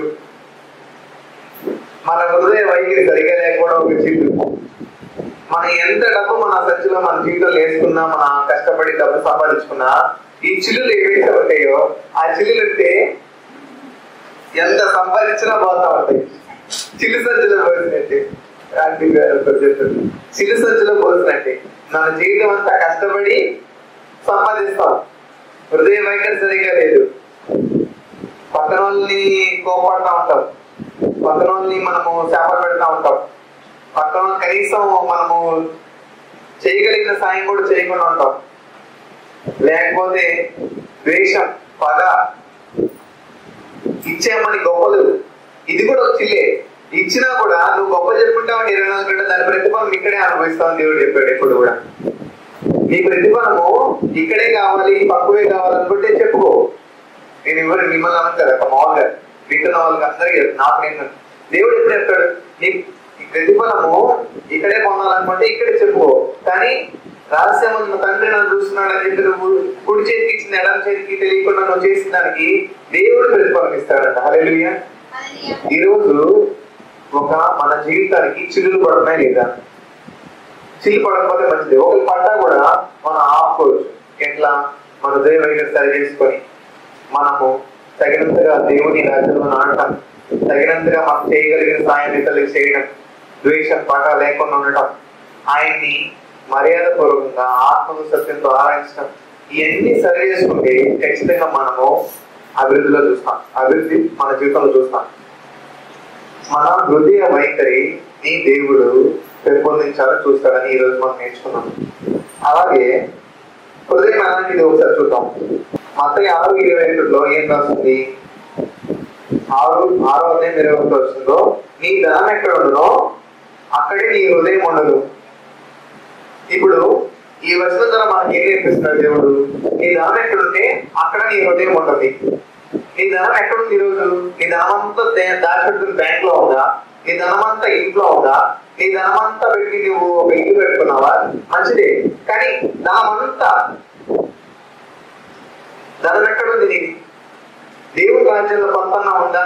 ఈరోజు దేవుడు మనకు చెప్పిన మాట ఏంటంటే, నీ ధనం దేవుడి రాజ్యంలో ఉందా? నా ధనం దేవుడి రాజ్యంలో ఉందని నన్ను అడుగుతున్నాడు దేవుడు. నన్ను నేను పరీక్షించుకుంటాను, మిమ్మల్ని నేను పరీక్షించుకోండి. నా ధనం ఎక్కడుందో అక్కడ నా మనసు ఉంటుంది. ఇక్కడ ఏం చెప్పాడు? అక్కడే నీ హృదయం కూడా ఉంటుంది. కాబట్టి మనము ఎంత దేవుని రాజ్యంలో మనం నాటుతా ఉంటే, ఎంత దేవుని ప్రేరేపణ కొద్ది మనం ముందుకెళ్తా, ఇదలికిస్తా, ఇలాంటివన్నీ చేసినప్పుడు అక్కడ మన హృదయం ఉంటుంది. మన హృదయం నువ్వు దేవుడికి ఇవ్వకుండా మనము మన జీవితంలో అభివృద్ధి పొందలేము. ఈ హృదయాన్ని మనం దేవుడికి ఇవ్వాలంటే మనం ఏం చేయాలి? అక్కడ మనం నాటాలి, దేవుడి రాజ్యంలో నాటాలి. పేదలకు ఇచ్చినప్పుడు కూడా నాకు ఇచ్చినప్పుడే అన్నాడు, వాళ్ళకు కూడా మనము నాటాలి వాళ్ళ జీవితంలో కూడా. సో మన ధనము అక్కడ కూడా అక్కడ అన్ని చోట్ల ఉండాలి. మన ఒక్కరికే ఉండకూడదు. మన ఒక్కరికి అయినప్పుడు మనకి హృదయం దేవుడికి ఇవ్వనంటే అంతే కదా. దేవుడి రాజ్యంలో మనం నాటకపోతే మన హృదయం దేవుడి దగ్గర లేనట్టే. మన హృదయం దేవుడికి ఇవ్వకుండా అసలు ఆయన మనతో సహవాసం చేస్తాడా? సో ఈ వచనం ద్వారా మనం ఈ రోజు నేర్చుకోవాలి అంటే, నీ ధనం ఎక్కడ ఉండను అక్కడే నీ హృదయం ఉండను అన్నాడు. కాబట్టి ఈ రోజు మన ధనాన్ని దేవుడికి ఇద్దాం. అంటే మన హృదయాన్ని కూడా దేవుడికి ఇచ్చినట్టే. దేవుడికి హృదయం ఇస్తే దేవుడు ఊరుకుంటాడా? ఆయన కోరుకునేది మన హృదయం. కాబట్టి ఆయనకి మన హృదయం ఇచ్చినప్పుడు ఆయన ఖచ్చితంగా 100%గా మన జీవితంలో అభివృద్ధి తీసుకొస్తాడు. హల్లెలూయా. అలాగే మనం ఇచ్చేటప్పుడు ఎలా ఇవ్వాలంట? 2 Corinthians 9:7 సనుక్కొనకయు, అందరు పక్కన చెప్పండి, సనుక్కొనకయు బలవంతంగా ప్రతివాడు తన హృదయంలో నిశ్చయించిన ప్రకారము ఇయ్యవలెను. దేవుడు ఉత్సాహంగా ఇచ్చువాన్ని ప్రేమించును. సో దీన్ని బట్టి మనకు అర్థమైంది ఏంటంటే, ఇచ్చేటప్పుడు ఇప్పుడు సనుక్కోకూడదు, సంతోషంగా ఇవ్వాలి. ఇంకా దేవుడి మందిరంలో నాటే సమయం వచ్చినప్పుడు మన ఇంటి దగ్గరే నేను ఈ పలానా రోజు నా వచ్చిన రావాళ్ళు నేను ఇస్తాను, నాకు సంతోషంగా ఉంది దేవునికి ఇవ్వడము అని నిశ్చయించుకుని సంతోషంగా మనం వచ్చే ముందే మనం ఇక్కడ ఏమి ఇవ్వాలనేది మనం నిశ్చయించుకొని రావాలి. ఒకవేళ దేవుడు ప్రేరేపిస్తే అంతకన్నా ఇవ్వచ్చు, దాని గురించి ప్రాబ్లం లేదు. కానీ మనం ముందే మనం నిశ్చయించుకొని రావాలి. అది సంతోషంగా ఇవ్వాలి, సనుక్కోకుండా ఇవ్వాలి. దేవుడు ఆశీర్వదిస్తాడు, నమ్మి ఇవ్వాలి. దేవుడికి ఆనందంగా, ఉత్సాహంగా అంటే అసలు ఎలా ఉండదు? ఒక మనిషి ఉత్సాహంగా అంటే ఆనందంగా ఎగురుతూ ఉంటారు. ఇప్పుడు ఈ పాటలకి వీళ్ళు ఎగురుతాడు చూస్తారా లోకంలో, ఈ డీజే పెట్టుకొని ఎగురుతాడు. వాళ్ళు చూస్తే ఇంత ఉత్సాహం, ఇంత ఉల్లాసం అంటారు. అంటే అది పనికిరాని ఉత్సాహం. కానీ దేవుడు అలా ఎగురుతా ఇవ్వమన్నాడు. దేవుడు ఉత్సాహంగా ఇచ్చేవాడు. దేవుడు ఏం చేస్తాడు? ప్రేమిస్తాడు. ఆయన ప్రేమిస్తే మన జీవితంలో ఆర్థిక ఇబ్బందులు ఉంటాయా? ఆయన ప్రేమిస్తే మన జీవితంలో లేని ఉంటుందా? ఆయన ప్రేమిస్తే మన జీవితంలో కరువు ఉంటుందా? ఆయన మన ప్రేమించలేదు కారణం ఏంటి? మనము సరుకుంటే ఇస్తున్నామని అర్థం. బలవంతంగా ఇస్తున్నాం అర్థం, హృదయపూర్వకంగా ఇవ్వట్లేదు అర్థం. మనం ఇవన్నీ పక్కన పెట్టేస్తే చిల్లులు సరి చేసుకొని మనం బలవంతంగా కాకుండా సరుక్కోకుండా హృదయపూర్వకంగా ఉత్సాహంగా ఇస్తే దేవుడు మళ్ళీ ప్రేమిస్తాడు. ఆయన ప్రేమిస్తే మన జీవితంలో ఏ కుదురు ఉండదు, ఏ అనారోగ్యం ఉండదు, ఏ బాధ ఉండదు, ఏ ఇబ్బంది ఉండదు, ఏమి ఉండదు. అంతా సంతోషంగా మన జీవితం జీవిస్తాం. మా ద్వారా ఇతరులు ఆశీర్వదించబడతారు. హల్లెలూయా. ఈ విన్న వాక్యం దేవుని దర్శనంతో మన హృదయంలో భద్రపరచబడుతున్నాక ఆమేన్. హల్లెలూయా.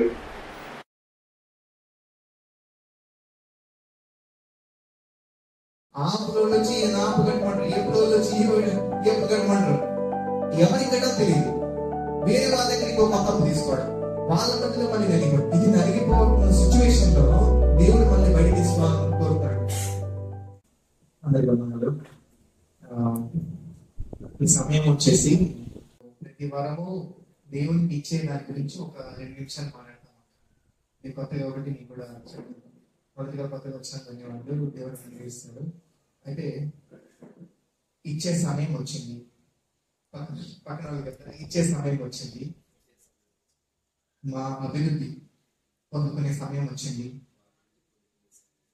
సాధారణ బంధకాలు, ఆర్థికంగా ఉన్న బంధకాలు తెగిపోయే సమయం వచ్చింది.